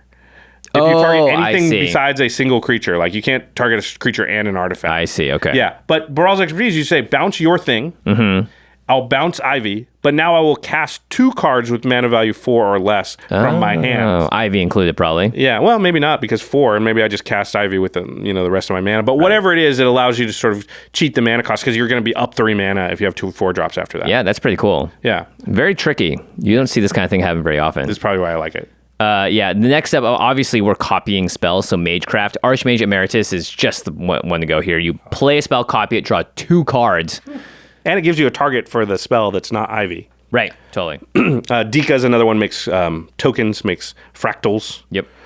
Yeah, then I think I was like, what creatures want to be targeted? Because you need good targets, Look for no creatures. further than Theros. Yeah, so Heroic seems like a pretty good mechanic here, because now you're getting a lot of value. I'm getting an extra trigger from Heroic when I target the thing, then copying it for Ivy. So I'm getting sort of 2 extra pieces of value. So like Triton Fortune Hunter seems really good. It's a 3-mana 2/2. Whenever you cast a spell that targets the Fortune Hunter, you draw a card. Okay. And then there's also things like Meletus Astronomer. Whenever you cast a spell that targets Meletus Astronomer, look at the top 3 cards of your library. You may reveal an enchantment card from among them, put it into your hand. Yeah, exactly. This is not the Cerulean Wisp route. This is now the enchantment route with that. Yep. Triton Cavalry, a 2/4 for 4 mana. When you cast a spell that targets it, you may return target enchantment to its owner's hand. That's brutal. Yeah, because now I'm bouncing my enchantment, replaying it, getting an extra copy onto Ivy. Yeah. Or just taking someone's, 7 mana, whatever, enchantment and being like, sorry, play that again. Yeah, brutal. And then the next category is one we're pretty sure about, but we haven't got a rules clarification from Wizards yet, so this may get cut from the episode. Yeah, this happens to be the most complex rules interaction we ever had to describe on the show. It's mutate. Yeah, what happens if you mutate onto something? Does Ivy copy that mutate? It feels like it should. This is a spell targeting. Yep. Right? So it says mutate. Reminder text says, if you cast a spell for its mutate cost, put it over or under target non-human creature you control. They mutate into the creature on top, plus all the abilities from under it. So do you get to mutate onto one of your creatures and then also mutate onto Ivy? That feels like it is actually quite powerful because you get 2 mutate triggers. And then if you do it again the second time, you'll get 4 mutate triggers off that second cast. Let me look at Ivy here just to see if we can figure this out. Do I skip? Okay. Yeah, whenever a player casts a spell that targets only a single creature other than Ivy, then you can copy that spell. So it's not saying instant, sorcery, enchantment, just says spell. And last I checked, creatures are spells. And it says cast this spell in the reminder text. If you cast this spell. For its mutate cost. Yeah, I think it works. Yeah, so we'll see. It may get cut from the episode, but if you're still here, it means that we checked it and Wizards said that it works. In which case, Migratory Greathorn. Oh my gosh. Whenever you this creature mutates, search your library for a land card, put it onto the battlefield, tap, then shuffle. So you do that twice. And then, the next time, let's say you cast Gem Razor next. Whenever this creature mutates, destroy target artifact or enchantment opponent controls. So you're going to do this, copy it. That's 2 creatures mutating, but they still have the Migratory Greathorn. Yeah. So you get 2 more lands and destroy 2 artifacts and enchantments. Wow. And then you mutate again, you're going to get all those triggers again and again and again. Yeah. So mutate is great. Obviously, when you have 1 creature, you can get some value, but now that it's on 2, and they're just going to get stacked, that seems really darn good. Yeah, so I don't know. Hopefully that does work because, Pouncing Shore Shark, you may return target creature and opponent controls to its owner's hand. Yeah, imagine doing that 3 times for across 2 creatures or whatever. Sea Dasher Octopus, draw a card on combat damage. Ivy seems quite fun. Of course, I like the one that, wants you to play 1 mana cantrip. Yeah, this feels like Orvar all over again. It's got this here we go, whee! And past turn, everyone's like, all right, I just had lunch. What happened? I don't know what happened, but you're scary. Yeah. All right, moving onwards, we got Jared Carthalion. It's a 5-color Matters Planeswalker. We talked about this as well when we previewed the Painbow deck. Jared. Great name, Painbow. Painbow. Oh, Painbow. Okay, so this costs Wooburg for a 5 loyalty planeswalker. You can +1 it to create a 3/3 Kavu creature. That's all colors. That's also has trample. And then -3, choose up to 2 target creatures. For each of them, put a number of +1/+1 counters on them equal to the number of colors it is. And then -6, return target multicolored card from your graveyard to your hand. If that card was all colors, draw a card and create 2 treasure tokens. You're probably not going to do that too often. But it is cool because you get to return the card and make treasures for just -6 because Jared starts at 5. And I like the fact that it's not super scary as an ultimate, so I think it makes it so your opponents don't feel like they absolutely have to kill or hit Jared, right? And he does make a blocker, so. It's like, what if he gets to the ultimate? He gets a creature back and a couple of treasures. It's not the worst. Yeah. Not as bad as Dihada, which is like, what happens if Dihada gets to the ultimate? Oh, we steal everything. Yeah, there's a lot of planeswalkers that if they ultimate, it's just game over. But in Jared's case, he gets up to 6 on the turn he gets played. So it could be the next turn that comes around, he could just -6 and kill himself. Yeah, if you make that 3/3. So I think you're going to play, all the 5-color support, right? All the normal 5-color. Gigantha's really good in this deck. Jodah allows you to cast all your spells, for cheaper, because there's going to be some big ones. Ramos gives you a rebate on the mana. Yeah. Then, of course, you're going to play the Bloom Tenders of the world. Just got reprinted. Yep. Dryad of Elysian Grove, which is, that card I put in every green deck now. It's so good. It just gets better and better. One time I was like, wait, you can play extra lands with this card? I was playing it for the other effects. It's for the chromatic lantern effect. The lantern effect. I wouldn't play it for that, but it is nice to have on a card that I would otherwise play because I want the extra land. I would say that this deck, and I made a note about it, is a deck you play chromatic lantern in because you're trying to cast so many 5-color spells that it's going to be hard to have your mana base always deliver what you need. disagree, but I still don't think you play Chromatic Lantern. There's enough Triumphs and stuff. You don't need it. If you don't have the Triumphs, there you go. But just play the Tri-Lands then. Yeah. Then there's a lot of like 5-color or multicolored sort of payoffs that exist. So there's Rien, Angel of Rebirth. Other multicolored creatures you control get +1/+0. And she's not 5-color, but it says whenever another multicolored creature you control dies, return it to its owner's hand at the beginning of the next end step. Okay. So all 5-color cards are multicolored as well. Yeah, it's only creatures you control too, Yep. which is nice. There's stuff like Rogue's Gallery, which is 2 and a black for a sorcery. For each color, return up to 1 target creature of that color from your graveyard to your hand. So if you have 5-color cards in the graveyard, you could get all 5 of them back. That's my white one, that's my red one, that's my green one, that's my... Yeah. Yeah. So Rogue's Gallery seems like very efficient for 3 mana, even if you only get 3 cards back out of the graveyard. Yeah, 3 mana, draw 5. General Ferris Rokiric is a new one, hexproof, monocolored, and then whenever you cast a multicolored spell, you create a 4/4 red and white golem artifact creature token. So it's just pumping out a bunch of extra helpers for you. Yeah, and I like that it could come out before Jared, so you even get the 4/4 when Right. you play Jared, and now you've got some protection already there. And you can plus or minus Jared onto that, and Yeah. General Ferris Rook, you're going to give it 4 +1/+1 counters, I think, because they're both 2 colors. Yep, which is not the worst. I think you'd prefer the Kavu a lot of times, but not always. Yep. Widespread Thieving. This is from New Capenna, one of those hideaway enchantments. It's 2 and a red for a hideaway 5. So when you play this, you look at the top 5 cards of your library and you choose one and sort of hide it away under this card. Hide away. Whenever you cast a multicolored spell, create a treasure token. That's just good, right? That's good. just good in your deck. All your spells are going to be multicolored. And then it says, then you may pay Wooburg after you make the treasure token. If you do, play the exiled card without paying its mana cost. So it Jodah's one thing that was under there, which will often be a very powerful thing that you've hidden under away. Because if the top 5 cards of your library are something huge and scary, like a Progenitus or something, you just cast it for 5. Remember, you can't put the counters on Progenitus, though, because it's got protection from everything. Yeah. That's funny. It's okay. He doesn't need it. There's also mechanics like Domain, which is in Dominaria United, Converge, Sunburst. There's a bunch of mechanics from the past that care about the number of colors you've spent or number of basic land types you've got, or that kind of stuff. So look among those mechanics for good cards for this deck. Yep. Low drop multicolored is also a great place to start because these are multicolored spells that may have multiple colors and they're easy to cast. So Esper Stormblade and Grixis Grimblade are only 2 mana, but they have higher mana cost, so they technically are 3 mana spells, and they both get bonuses when you have multicolored spells out.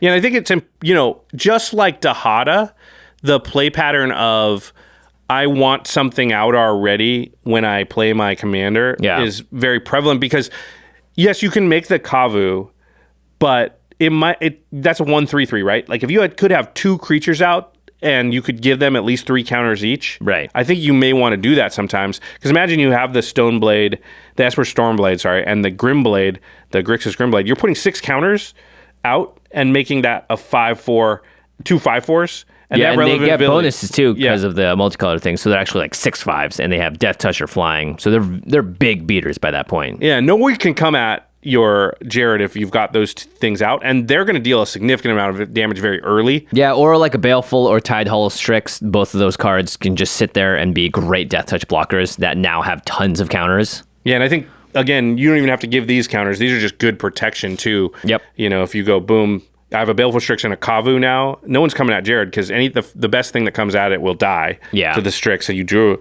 a card off of it. Yeah. This next card seems like an autoplay in the deck. It's Transguild Courier, 4 mana golem. It's all colors. It's just a 3/3. So it counts as all colors. Might end up being the best card in the deck because it's all colors for 4 mana. Yeah, right. Typically it's 5 colors, or 5 mana because you have to have Wooburg in it. Something like Knotvine Mystic seems really good just because it will add mana to your mana pool to help you cast your commander, but also is 3 colors as a creature sitting there that becomes a 5/5 at some point. Yep. You also have all the Nephilim, so these are the original 4-color cards that people were using as commanders for a bit before the 4-color ones came out. These really want counters too. Yeah, they all really like dealing damage and so like Dune Brood, you make a 1/1 sand creature token for each land you control when it deals combat damage, right? But it's a 3/3 for 4, so a lot of times it can't get in. Not so hot. If it's a 7/7, it's going to be able to hit somebody. Glint Eye you draw that many cards for how much damage it does, but it's a 2/2.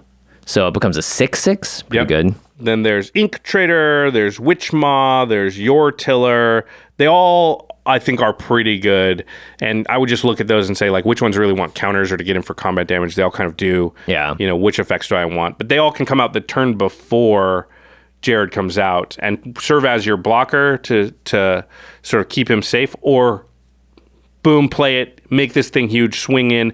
Draw a bunch of cards, do damage. Yeah, do you want to block my Glint Eye, or am I going to draw 7? Yeesh. Yeah. They're also the new commanders. So Atraxa and Yidris seem like the two best fits for this. Atraxa. New? Jimmy, we're so old. I know. The 4-color commanders from 2016. They feel pretty new. So Atraxa becomes an 8/8 flying vigilance death touch lifelink that proliferates at your end step. So, and you have counters you want to prolifrate. So that seems and you got a Planeswalker. pretty nuts. Yeah, that seems like the best 4-color card to be putting in here, at least in my eyes. Atraxa seems nuts, yeah. Because you play Jared. If you had a Baleful Strix or something, right? You put the counters on. You got 4 counters on Atraxa, 2 on the Baleful Strix. You proliferate. You put an extra counter on Jared. Like, yeah, it's just Your all board great. stays nuts after that, yeah. Yidris is another card that when it deals combat damage to a player, as you cast spells this turn from your hand, they gain Cascade. It has Trample as well. So if you give this thing 4 counters, it's a 9/8. Yeah, that's going to hit someone. Yeah, there's just almost no way that it's not dealing combat damage, and now you're cascading everything you cast for that whole turn. And when you do that on a turn where you haven't spent any mana yet, like you can maybe cascade off 2 or 3 spells, that becomes broken very fast. Yep, you just win the game. And of course, if you want to go like the Planeswalker Super Friends deck, then you got your Doubling Seasons, your Oath of Teferis, Evolution Sages, just ways to proliferate and get stuff going. Yeah, I think Jared doesn't care about Planeswalkers really at all and doesn't synergize with them. He cares mostly about creatures. So this is just a way that, like, I think a lot of people have wanted their 5-color Super Friends decks to have a Planeswalker as the commander. Right. Oh, now you can do that. Because before they're using Kenrith or, you know, something like that. Yeah, now you can do that, at least have a Planeswalker in the command zone. And it does synergize with some of the stuff, even if it doesn't directly, like, help other Planeswalkers. Yeah. You put Chromatic Lantern here as its own category. Yeah, I think so. Look, if you don't have all the lands and you're just trying to figure it out and you have this in there, I mean, because if you're trying to play Atraxa and all these other cards, you're going to look at your mana base and go like, okay, this is... I don't think it's that hard. With you got green, you got the fixing. I don't think it's going to be that hard. I disagree. I just don't like Chromatic Lantern ever. If you build Jared Carthalion, let us know how your mana base is, because I'm not going to do this anytime soon, nor do I want to deal with that mana base. Another 5-color deck, and also another commander in this Precon is Jenson Carthalion. Another Druid Carthalion. Exile. Yep. This is we never figured out what the relation was. What Jenson? I just won't guess. Yeah. Jenson is green and white for a 2/2 human druid. Whenever you cast a multicolored spell, scry 1. If that spell was all colors, create a 4/4 white angel creature token with flying and vigilance, and then you can tap 5, tap Jenson, and add Wooburg to your mana pool. So I think in the Precon review or budget upgrade guide, I said like Jenson might be more powerful than Jared if you sort of built a deck around it. Yeah. I want to take that back. Do you think Jared's more powerful?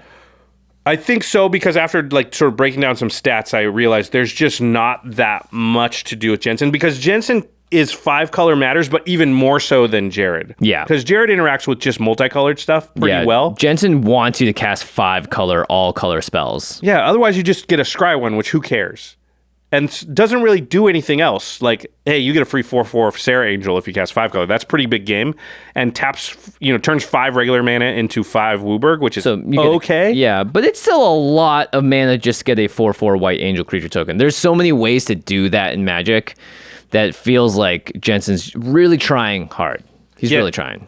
In this deck, it feels like you are just not that happy to cast a regular multicolored spell and scry 1. You really want to cast 5-color spells, get that extra 4/4 as much as possible. Yeah. So then I was on Scryfall. I'm like, well, how many 5-color spells exist in Magic? If you're at home, take a guess. It's probably lower than you think. There's 20,000 cards in Magic the Gathering. How many of them are 5 all colors? Including, by the way, the ones that came with this Precon and the new Jodah. No, I don't know if they're all included in this number. They're not. Are you sure? It says it in the... Oh, yeah, it is including. Yeah, you're right. Okay. Yeah, it's included in the number. Because, they were revealed at the time I searched Scryfall. Yeah. If there are 5-color cards in Dominaria United that weren't previewed yet, then they wouldn't be. But anyway, it's 39 cards. What? There are only 39 cards that are all colors. Not even the limited deck. No. And one of those is Coalition Victory. So there's really only 38. Yeah, that's funny. And then a bunch of the 5-color cards are like sliver commanders. Sliver Queen, yeah, Sliver Or Hive Dragon, Lord. Scion. So those are out, right? You don't play those in these decks. Or they're tribal, so Horde of Notions, Reaper King. Yep. So there's like... And then some are very specific, like Niv Mizzet only cares about color pairs. Oh, Niv Mizzet Reborn, yeah. Yeah. Meeting of the Five only cares about 3 color cards. So both of those you're not playing. Maybe you could play Niv Mizzet just as like a 5-color dragon. And then some are just bad, like Fusion Elemental, which is a vanilla 8/8 for Wooburg. So basically... What if you make a 4/4 Angel with it, though? Maybe? Do you play? Basically, there are like 12 to 15 good 5-color cards. That doesn't seem like enough to support a deck, does it? No, that number feels very low. I mean, ideally, we always say what's the magic number? It's around 25 to support your theme. So, yeah, when I started breaking this down, I was like, oh boy, this is just not as supported as I would want it to be. Yeah, I was thinking about it. I was like, what can you do? Do you play Painter Servant? Just add a color to everything that you didn't have otherwise? So you're like, oh, okay, I'll add blue, and that makes... But then you would just have to have 4... Like, that'll... Yeah. You need to be able to add 2 colors, because there's not very many 4-color spells either. Okay, so you need to play Clones and Painter Servants and Worldly Tutors. Okay, yeah, you Rite of Replication Painter Servant. Oh, bingo! And then everything's... Yeah, that's it. That's all you have to do till your deck works. Yeah, that's so easy. Yeah, you put Eligeth, Scry Matters. Maybe that's the way to go. But that's so whack. That's a 6-mana spell. You got to tutor out to play it just so that when you cast a spell, you can draw a card. Yeah. So the only thing I can think of that like does anything with Jenson and maybe makes it viable is you bounce and replay the 5-color spells that you do get. Okay, that makes sense. So I don't know. Maybe this is the best way to go. It's Erratic Portal, Crystal Shard, Cloudstone Curio. You're really going to be leaning on the new card Philagi Wayfarer and Transguild Courier, which are a 3 and a 4 drop, but they have all the colors. Text. They say all colors. Yeah. So you want to, I guess, Erratic Portal that stuff back to your hand and then cast it again to get the angels. But here's the thing. Are the angels as good if I'm paying 4 and 3 mana every time to get them, right? Because if I play Transguild Courier, cost 4 mana, make an angel, then I bounce that back to my hand for 1 mana. I've now spent 5 for an angel. Yeah, that's what Sarah Angel costs. By the way, I'm just thinking of like there are so many ways to make a ton of angels. There's the token one that turns all the tokens into 4/4s. Yeah. That to me is just like that's easier. Divine Intervention is way easier. Otherwise, you're playing like you have to also add Vodalian or Seaborn Muse so you can do it multiple times every turn rotation. That's the only way. And now you're talking about like a 5-card make Jenson feel. And by the way, if you have Seedborn and Vodalian Aura, like you're winning. Yeah. I thought maybe you could get infinite mana.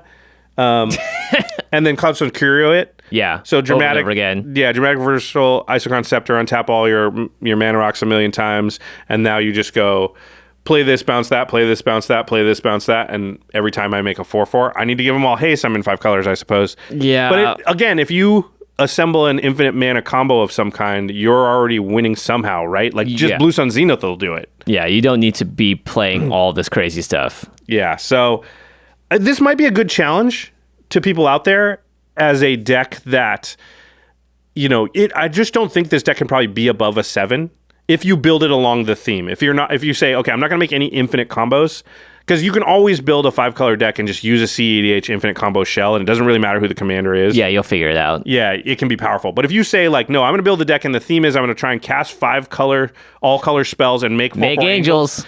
And that's going to be what this deck is trying to do, then I don't believe this deck can be like above a 7. So that might be good though for players that decks are always too powerful in their play group. Yeah, they want to challenge. Or just want to challenge. Yeah, it's like fun and thematic. Yeah, I feel like you would this is a card in the 99 of something else because it can just make 5 colors of mana. So Jodah seems like a good potential fit for this. And then in that case, you don't care so much about the Scry 1 because it's like, cool, yeah, occasionally just getting a little bit of extra on it because it's still a 2-mana card that gives you the ability to filter your mana later on. I don't know. It just seems like you're really trying. You're really trying hard to make it work. Yeah, but maybe that's fun. Trying really hard to make it work because if you can make it work in some way. Vodalian, Seaborn Muse, Erratic Portal, and then Transguild Courier. There, you got it. You get 4. You get 3. And Anointed Procession's out. Oh, there you go. Yeah. You get 6 4/4 angels per turn rotation. You're gonna win if you do that, but you have to also assemble a 6-card combo that's not infinite. That's impressive. Yeah. But you have all the colors in the roll to tutor for all the pieces. I'm gonna build it. All right. Next, let's talk about a commander that is not difficult to make very powerful. No, and this one is I think up there with Ivy might be some of the most powerful cards in this set review. Yeah, this is pretty powerful. It is Jhoira, Ageless Innovator. She's a 2-drop. I don't know why she's a 2-drop. It's a blue and a red for a 2/3 Human Artificer. Just make this a 4-drop. It's a lot more palatable. Okay, you tap Jhoira, put 2 ingenuity counters. Ingenuity counters on Jhoira. Then you may put an artifact card with mana value X or less from your hand onto the battlefield, where X is the number of ingenuity counters on Jhoira. Ooh. So the first time you tap her, you could play a 2-mana rock. Yep. For free. You had to tap her, but still.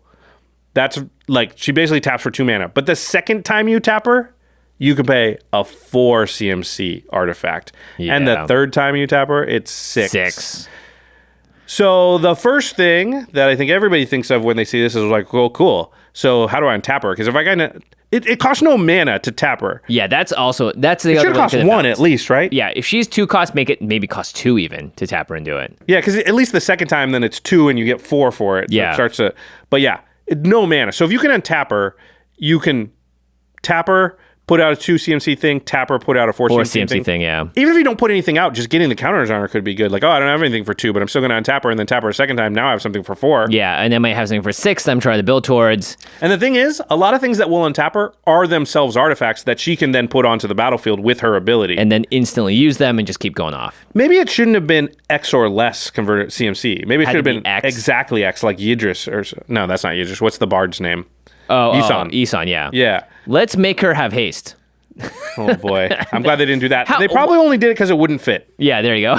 I'm like, other ways to make this card even more powerful than it is. Okay, so let's talk about some untappers that are artifacts. 1,000-year elixir all gives her haste, like you said, Jimmy. Yeah. And one untap the elixir to untap her. So the second time you tap her, you can put 1,000-year elixir out, and then provided you got 1 mana, you can immediately untap her and now put a 6-drop artifact out. Yeah, well, turn 2 Jhoira, turn 3,000-year elixir, you tap Jhoira, put out a mana rock to use that mana to untap her with 1,000-year elixir, then you can just go off right then and there too. And then boom, just play a 6 Warm Coil Engine, turn 4 or 3. 6, yeah. And well, you have like Magerite Stone too, which only costs 2, so this is something Jhoira could put out on the turn she taps for the first time. Hard to untap her with it that turn, but yes, it would be very good. Yep. Puppet Strings is another one. Costs 2 to untap her, but still. Staff of Domination is going to be like a card that's very scary in this deck because you Probably have your the, win con. Yeah, you have the potential to easily create tons of value and mana and things, and maybe just untap her at unlimited times. Yeah, Mirren Spy is a creature that when you cast an artifact spell, you may untap target creature. Now, by the way, Jodah puts artifacts out, so it's a little less good. But your deck's going to be full of artifacts, and you're going to have mana available. So So you untap. you're still going to them. be casting some of the artifacts, yeah. Yeah, Corridor Monitor is pretty good as well. The first turn you play her, Corridor Monitor's 2 mana for a 1/4 that untaps a creature when it comes in. So tap her. Tap her. Corridor Monitor. Untap her. Tap her. 4-drop. Or Thrawn Dynamo or something, you know? Yeah, like untap. Yeah, Oh you already my have God. Magerite Stone out. Cast that. Use Thrawn Dynamo, tap, cast Magerite Stone, use the extra mana, untap her. 6-drop. Yeah. Brutal. Retreat to Coral Helm. By the way, it doesn't even be 6. It could be 6 or less. Yeah. So it could be a 1 at that point. Doesn't matter. And then there's a bunch of ways that, and we could go on with the artifacts. There's more than just this. But there's also, blue is just good at untapping things. So you can have Retreat to Coral Helm. Whenever you play a land, you can untap or tap target creature. Vizier of Tumbling Sands, tap it to untap a creature. Bait Stitcher. A Fettle Alchemist, tap it to untap an artifact or creature. Jeez. An artifact deck. Kelpie Guy! Kelpie Guy! His favorite card. Tap it to untap target permanent. Freed from the Real, Penman's Oh Aura. my God. Just, Those cards are brutal. yeah, all you really need is just a way to generate some mana, and then you're just using Free from the Real just to untap, tap, over and over and over again. There's gonna be sequences and cycles like in a Yisan deck, in a Pattern Rebirth type deck. Like, right, you see this happen all the time where it's like, all right, I'm gonna get this sequence of things going, and then that's just gonna let me go up the chain, get to where I need to, and blam, you're putting out a Blightsteel in no time.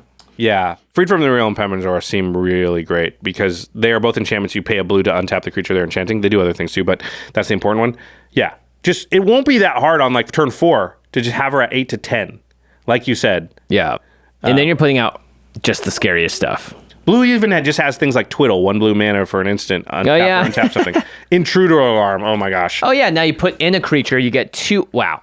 If you do Intruder Alarm plus the Corridor Monitor, you can get 2 untap triggers Right off there. it. Then Tap it twice, and you go 2, 4, 6. So you go boom, yeah. Warm Coil Engine, untap it. Boom. Something else that's a creature, untap it. Blightsteel, untap it. Like what? Seems nuts.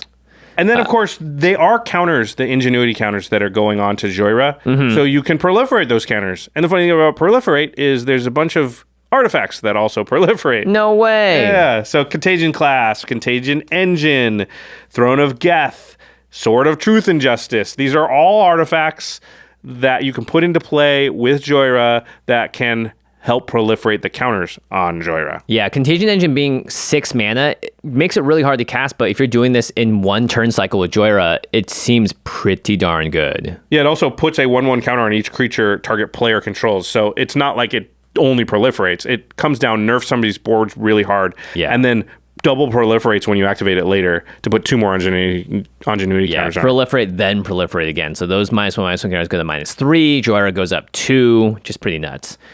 You also have Thrumming Bird, Flux Channeler. These are all ways for blue to proliferate. Blue's just got lots of ways to do it. Inexorable Tide. You have the draw spell. Yep. Tezzret's Gambit. Yeah, there's lots and lots to do here. Honestly, I think the proliferating will be slower than just untapping her. Yeah. Because every time you proliferate, you put 1 on.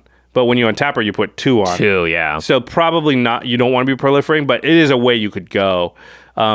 The Ozolith is another card, is an artifact. Allows you to keep the counters even when she dies. Yeah, because if I was playing as a Jhoira deck, the first thing I would try and do is convince everyone to take her out the moment she hits the board. You probably have to do it the first 2 times because she's a 2-drop. Jeez. Then the 3rd time, maybe you can be like, okay, now that's turn 6. They haven't done anything. Yeah. Anyway, so about those high CMC Mana Valley artifacts. Yeah, we've only talked about how to enable her, but what are the cool things you can get out with her? Blightsteel Colossus we mentioned at 12. I think if you do this right, you could get Blightsteel out on like turn 4. Probably 3 even. Yeah. Probably possible. Darksteel Forge makes all your artifacts indestructible if you're going that route. Nullstone Gargoyle is really mean. It's a 9-drop. Whenever the first non-creature spell each turn is played, counter that spell. But remember, Jhoira is not casting the thing. So you cast a creature spell and you can still put an artifact into play that's not a creature. But all your other non-creature spells makes it really hard to kill Jhoira. Yowza. Because it's going to counter the first removal spell. Triplicate Titan is another really big thing that makes more things. Jhoira seems pretty darn powerful. I think very powerful. 2 mana. Just 2 mana. Why is it 2 mana? Seems like it should have been 4. Yeah. Should have maybe cost 1 to activate too. The goal is turn 1, Faithless Looting, Anger in the Graveyard. Turn 2, Jhoira. Oh my god. Or turn 1, Faithless Looting, and turn then 2 Jhoira, Corridor Monitor into some sort of crazy Grand Dynamo, Meteorite Stone into oh my god. Wormcoil Engine. So you have a turn 2 Wormcoil, and next turn you're putting an 8-drop. It kind of feels like a Belby deck almost. It's probably like turn 3 Blightsteel. I mean, you have to have card draw because you're going to run out of cards. Yeah, almost instantly. Yeah, but still, yeah, lots of good things to do. Belby deck, or you can just turn 1 Jeweled Lotus or something, and so in turn 2 you're still activating her. Oh, okay. So there's a lot of ways to go. Yeah, seems nuts. Even just having like a Chrome Mox can get her turn 1. Oh yeah. Oh geez. So okay, don't tell Posty. All right, next up we have another 5-color card. It is Jodah the Unifier. Jodah. I love that Weird Al song. Oh, the Yoda one. Jodah H. Yeah. All right, this is Wooburg for a 5/5 human wizard. Legendary creatures you control get +X/+X, where X is the number of legendary creatures you control. So automatically it's going to be 1 with Jodah out. Whenever you cast a legendary spell from your hand, exile cards from the top of your library until you exile a legendary non-land card with lesser mana value. You may cast that card without paying its mana cost, and you put the rest of the cards on your bottom of your library in a random order. So, Cascade-y? Yeah, it really is legendary Cascade, right? Yeah. Cascadendary. Nah, doesn't work. Legends. Lescade. Nope. Lescade? There's no dad joke to be had here. Lescade. Yeah. And then does have that first ability, which is like legendary coat of arms for yourself. Kind of. Yeah. So what does Cryfall say about legendary cards legal in Commander? Okay, yeah. So because I did the 5-color breakdown for the other one, I was like, well, how many legendary cards are there that are legal in Commander? There are 1,861, almost 2,000. Better than 40 or whatever for the 5-color ones. Yeah, by the way, like 25% of those are from like the last 18 months. That's pretty funny. There are 1,407 that are creatures. Okay. And that's not counting all the DMU stuff. So there's probably like another 100 because I think DMU has like 80 something. Yeah, so it seems like this could be just the, hey, do you like Legends? Do you want to play some of those old border ones with just no text on them? Just want to have fun with Sure. Legends? Go a You could do that. direction. Yep. You could totally find direction. It's 5 color. You could go more in one color or the other. So it seems very flexible for this deck. Yeah, I think there are enough legends and enough legends that do similar things or different things that you can choose between a lot of different themes and make this work, and you can go in a few directions, which I think is cool.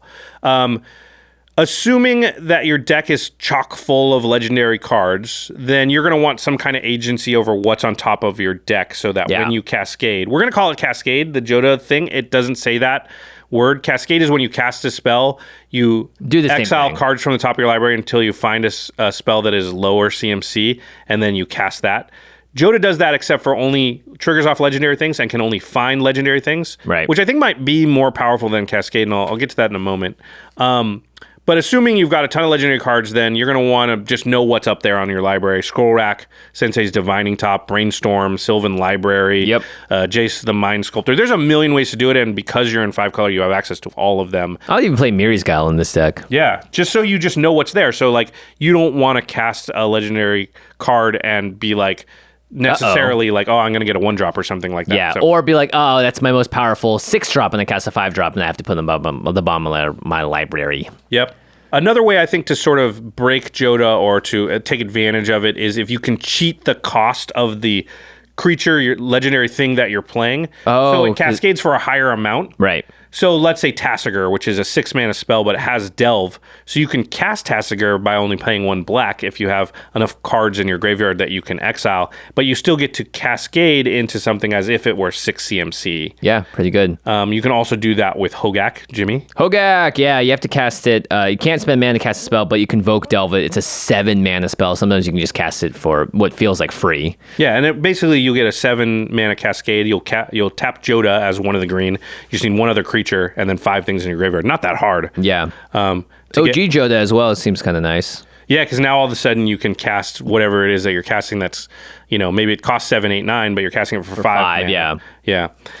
I thought Jodah might be a really good commander if you want to do the hidden commander thing. Yeah, this was a really interesting point, actually, because Cascade, we've seen in like Modern and Legacy, it's like we are cascading not to randomly get something, but because we know there's only one card in the deck this can find based on the fact that I built my deck this way. So you can kind of do that here too.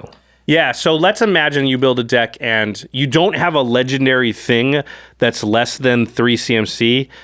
There's only one thing. Right? So that if you cascade for 4, you're only going to be able to have one target that it will hit.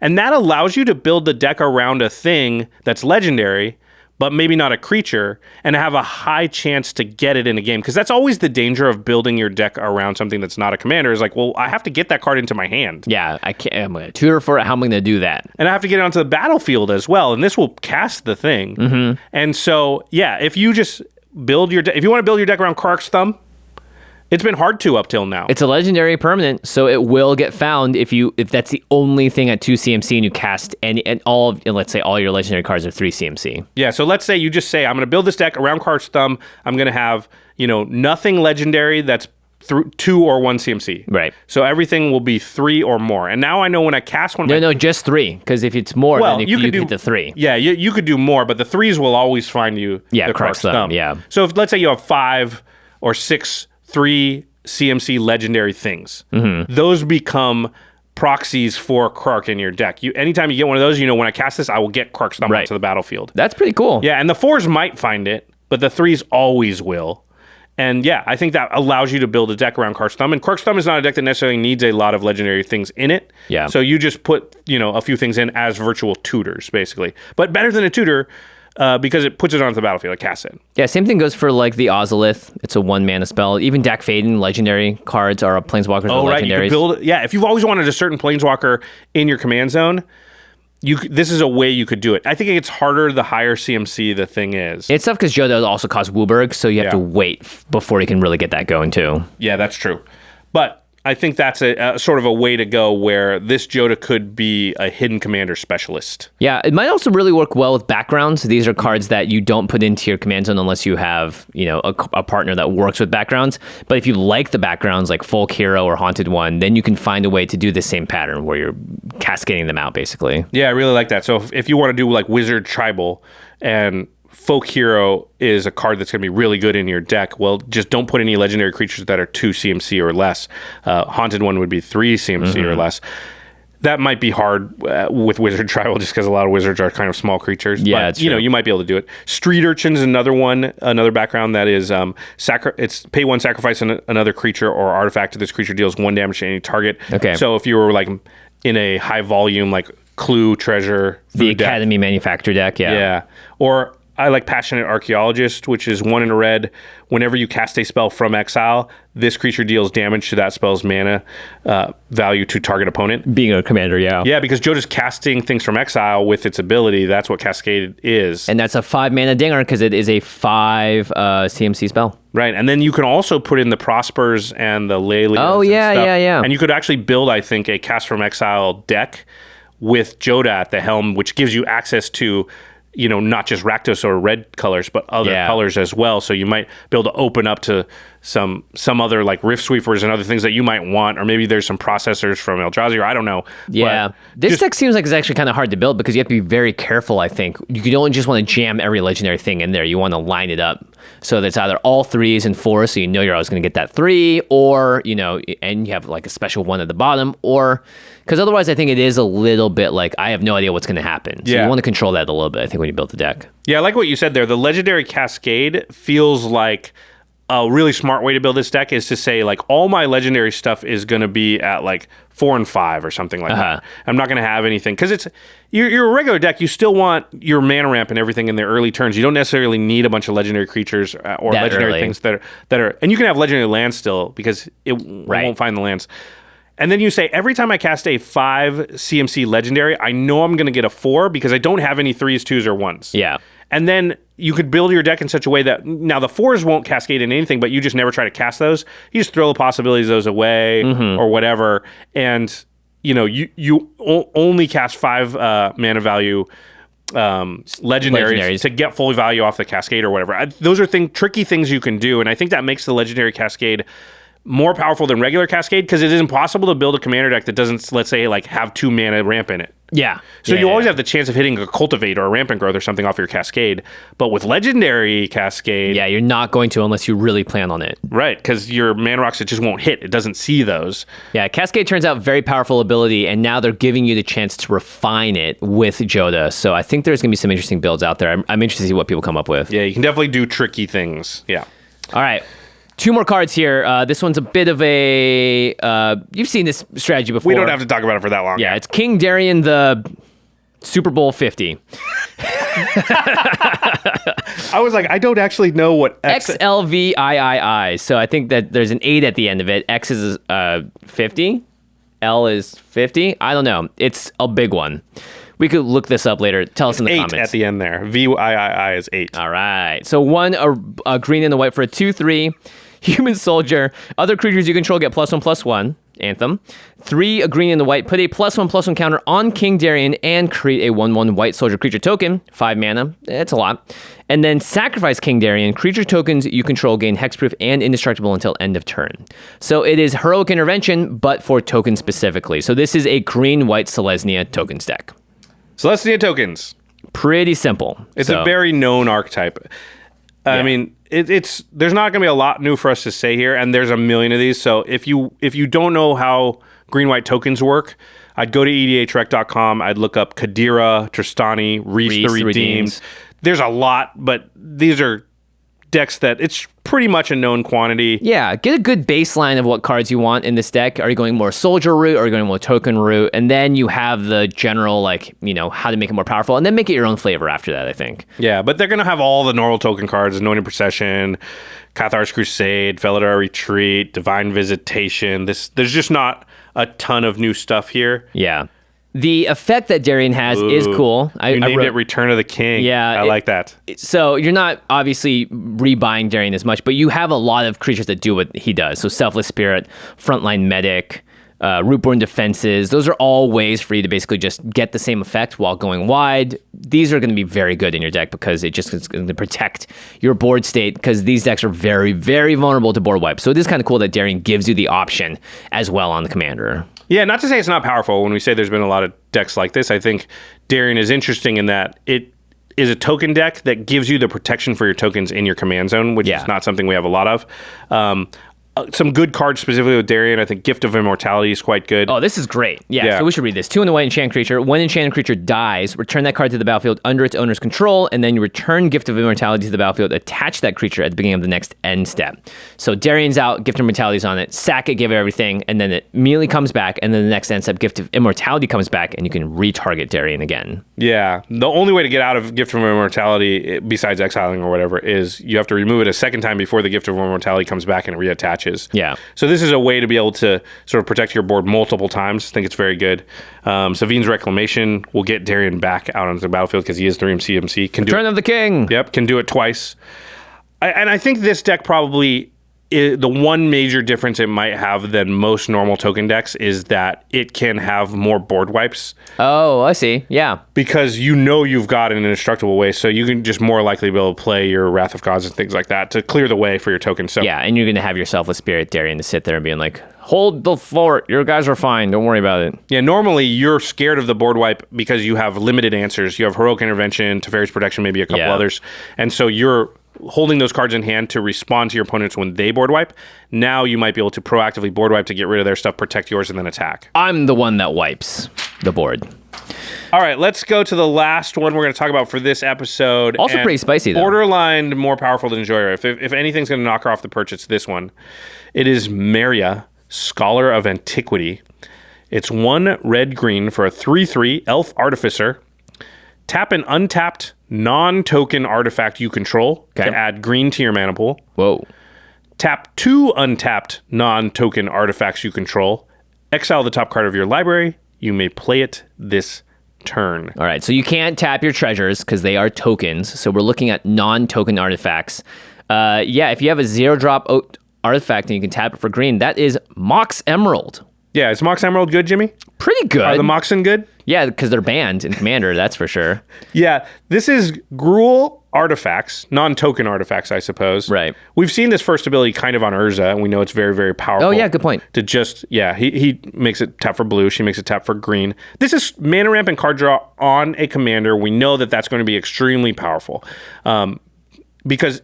And then the great thing is that once your artifacts, if you ever run out of cards to cast with them because you've got so much mana that you just cast all your things, then you start tapping them to draw the cards, virtually draw, impulsive draw, to then cast with the mana that you've got. So this is one of those all-in-one commanders. It has everything you need to know to make it work, and card draw and mana ramp on there, which is pretty cool. Yeah. So there's a lot of 0 mana cost artifacts. A lot. And a lot 50. of them... Yeah, 50. And 50. As 50 wasn't a lot for 5-color cards, it is a lot for Meria because the thing that you want the artifact to do at 0 cost, it will do. Yeah. You don't need any other abilities on it. Now, interestingly, a lot of 0 mana artifacts are actually quite good and do things incidentally that are good. Maybe you wouldn't play them, but if they suddenly said, they also tap for a green mana, you would immediately play all of them. So there's like Claws of Gix, 0 mana, artifact, you can pay 1, sacrifice a permanent to gain 1 life. Zurin Orb, 0 mana, artifact, you can sacrifice a land to gain 2 life. Spellbook, 0 mana, you have no maximum hand size. But all those also tap for a green mana now and become insane. Yeah. There's a bunch of 0 mana artifact equipment. So Bonesaw, Quarter Shield, Paradise Mantle. Paradise Mantle's really good because the equipment says tap the creature it's equipped to add 1 mana of any mana to a mana pool, but the Paradise Mantle you can also tap for mana. So the equipment itself can tap, and that doesn't change what the equipment does. Equipment never typically become tapped otherwise. Yeah, that's the thing I think a lot of people don't know about equipment, if I attack with a creature that has 3 equipment on it, the equipment's technically still untapped. Yeah. And it doesn't care if it's tapped or not. So yeah, now I can tap it for mana. So Paradise Mantle kind of adds 2 mana for 0 mana. You also have your like winter orbs as well if you're trying to tap your artifacts for effects. This is a way to be mean, is definitely play Winter Orb because you have so many mana rocks that you don't care if your lands are untapping. This is great though. I can finally play a deck with like 25 to 29 lands and just have a bunch of 0 mana artifacts. As long as I can get Meria out, then I'm just humming. I'm just going off. Yeah, I think you still probably have some 2 mana rocks just so you can play her. I guess not. You need the 1 mana stuff. Yeah. Well, the earlier you get her out, the better it's going to be. But even if you just go play her on 3, play 5 0-cost artifacts. Get 5 mana get or 5 mana. 2 cards and 1 mana. It's nuts. Yeah, so I think that's just going to be powerful. Moxen are just powerful. You're going to have a ton of mana and access to a lot of cards just by playing that stuff. And a lot of the stuff you'll do will be 0 mana artifacts, right? Yeah. So you'll go tap 2 of my artifacts, impulsively draw the top card. Oh, it's a 0 mana artifact. Play it. Now I have more mana to keep going. And so you'll probably be able to very quickly just get to a lot of mana. And then the question just becomes like, what are you going to do with that mana to win the game? What are the win cons of a deck like this? And I think, the easiest one that comes to mind immediately is just kind of like a big fireball variant. Yeah, you make 50 mana. Everyone just hit by huge, or you do it 3 times thanks to repeating it. You can reiterate it. Fury Storm it. Yeah, Comet, Storm, Fireball, whatever one of those you want to use. Earthquake, maybe. Yeah. If you have a bunch of your left total. If you have a bunch of artifacts, then you can go the whole artifact route. So you just sack artifacts with your Krug Clan Ironworks. You get your Scrap Trawler things going, and you're gonna find some kind of win in there somewhere. I hope. I mean, Clark Clan will give you so much mana, right? Because you tap them all for mana, then sack them all for mana. Oh gosh, 3 mana per, yeah. So if you only have like 10 0 mana artifacts, not that many for the deck like this, that's 30 mana right there. Yeah. And with Scrap Trawler, you can maybe get some of those back, play them again for free, tap them again, sack them again.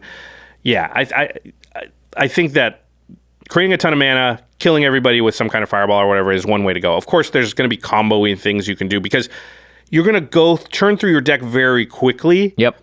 Just like, imagine, I just play, everything's 0 cost basically, except for a few key things, and I just play all that stuff, and now all the 0 mana stuff, I tap 2 of them to keep exiling cards from the top of my library until I find the next pieces. And so there's probably some like Flare Husk, Grinding Blasting Station combos in there because they are low-cost artifacts. Seaboard Muse seems pretty good in this deck too. You just get to untap them all and keep exiling cards off the top of your library. Yeah. You can find your Kiki Splinter Twin combos if you want to. Oh, Zealous Conscript. So and again, easy.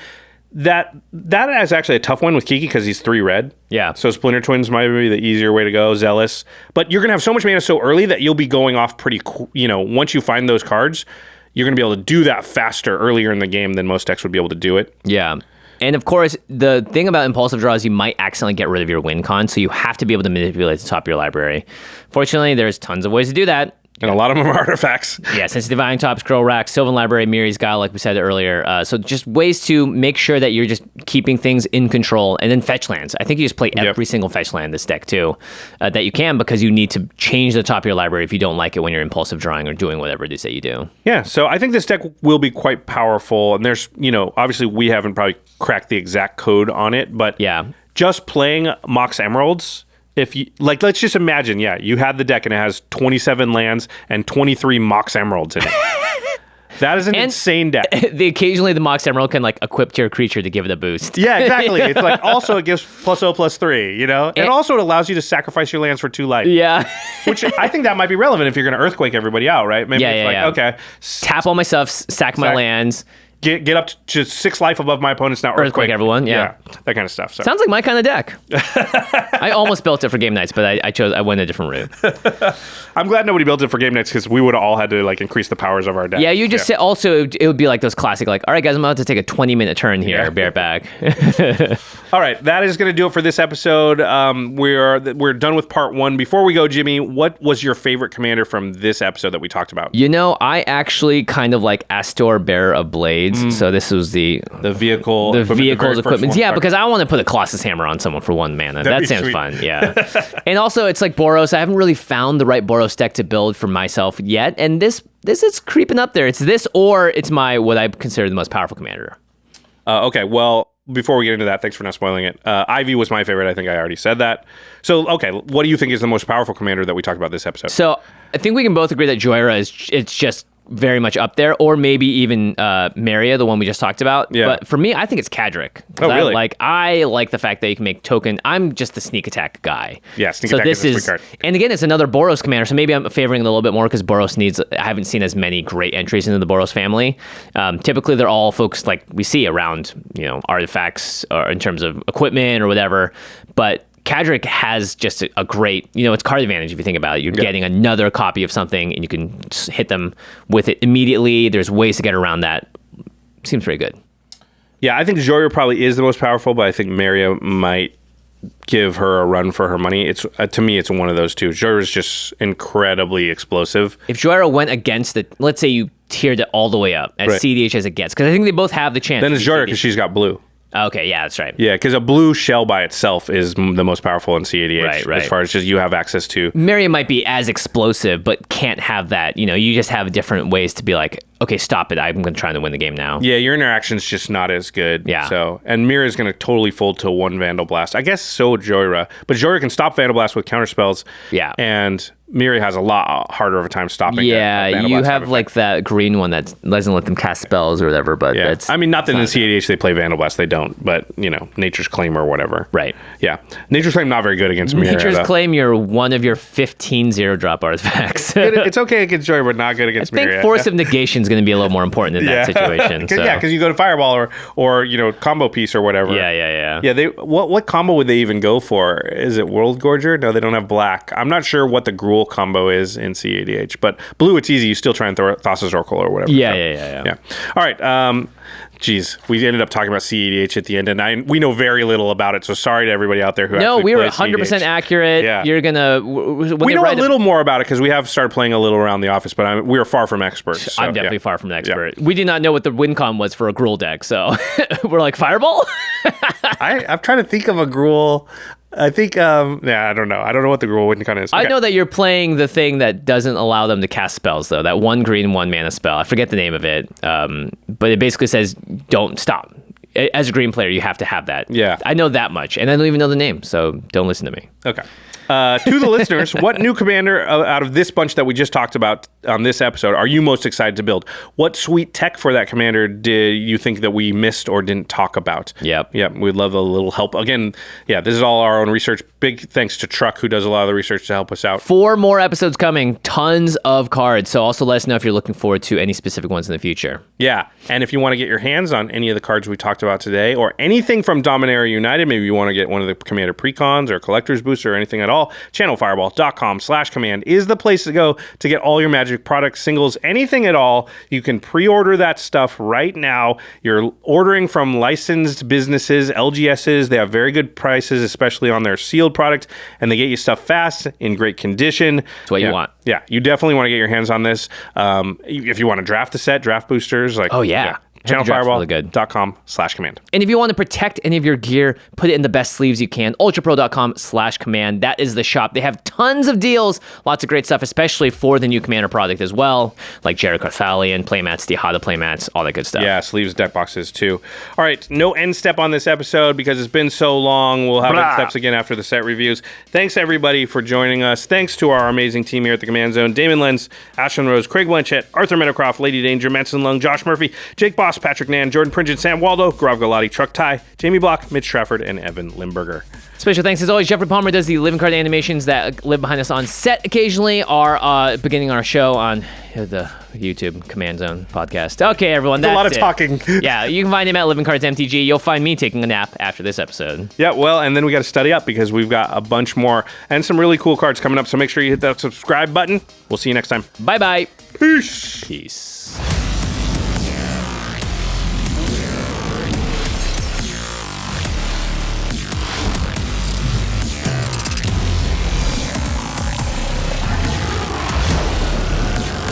Thank you for your attention. For further inquiries, send an email to commandcast@rocketjump.com or ask us on Twitter @JFWong and @JoshLeeQuai. See you later, alligator. Greetings, humans.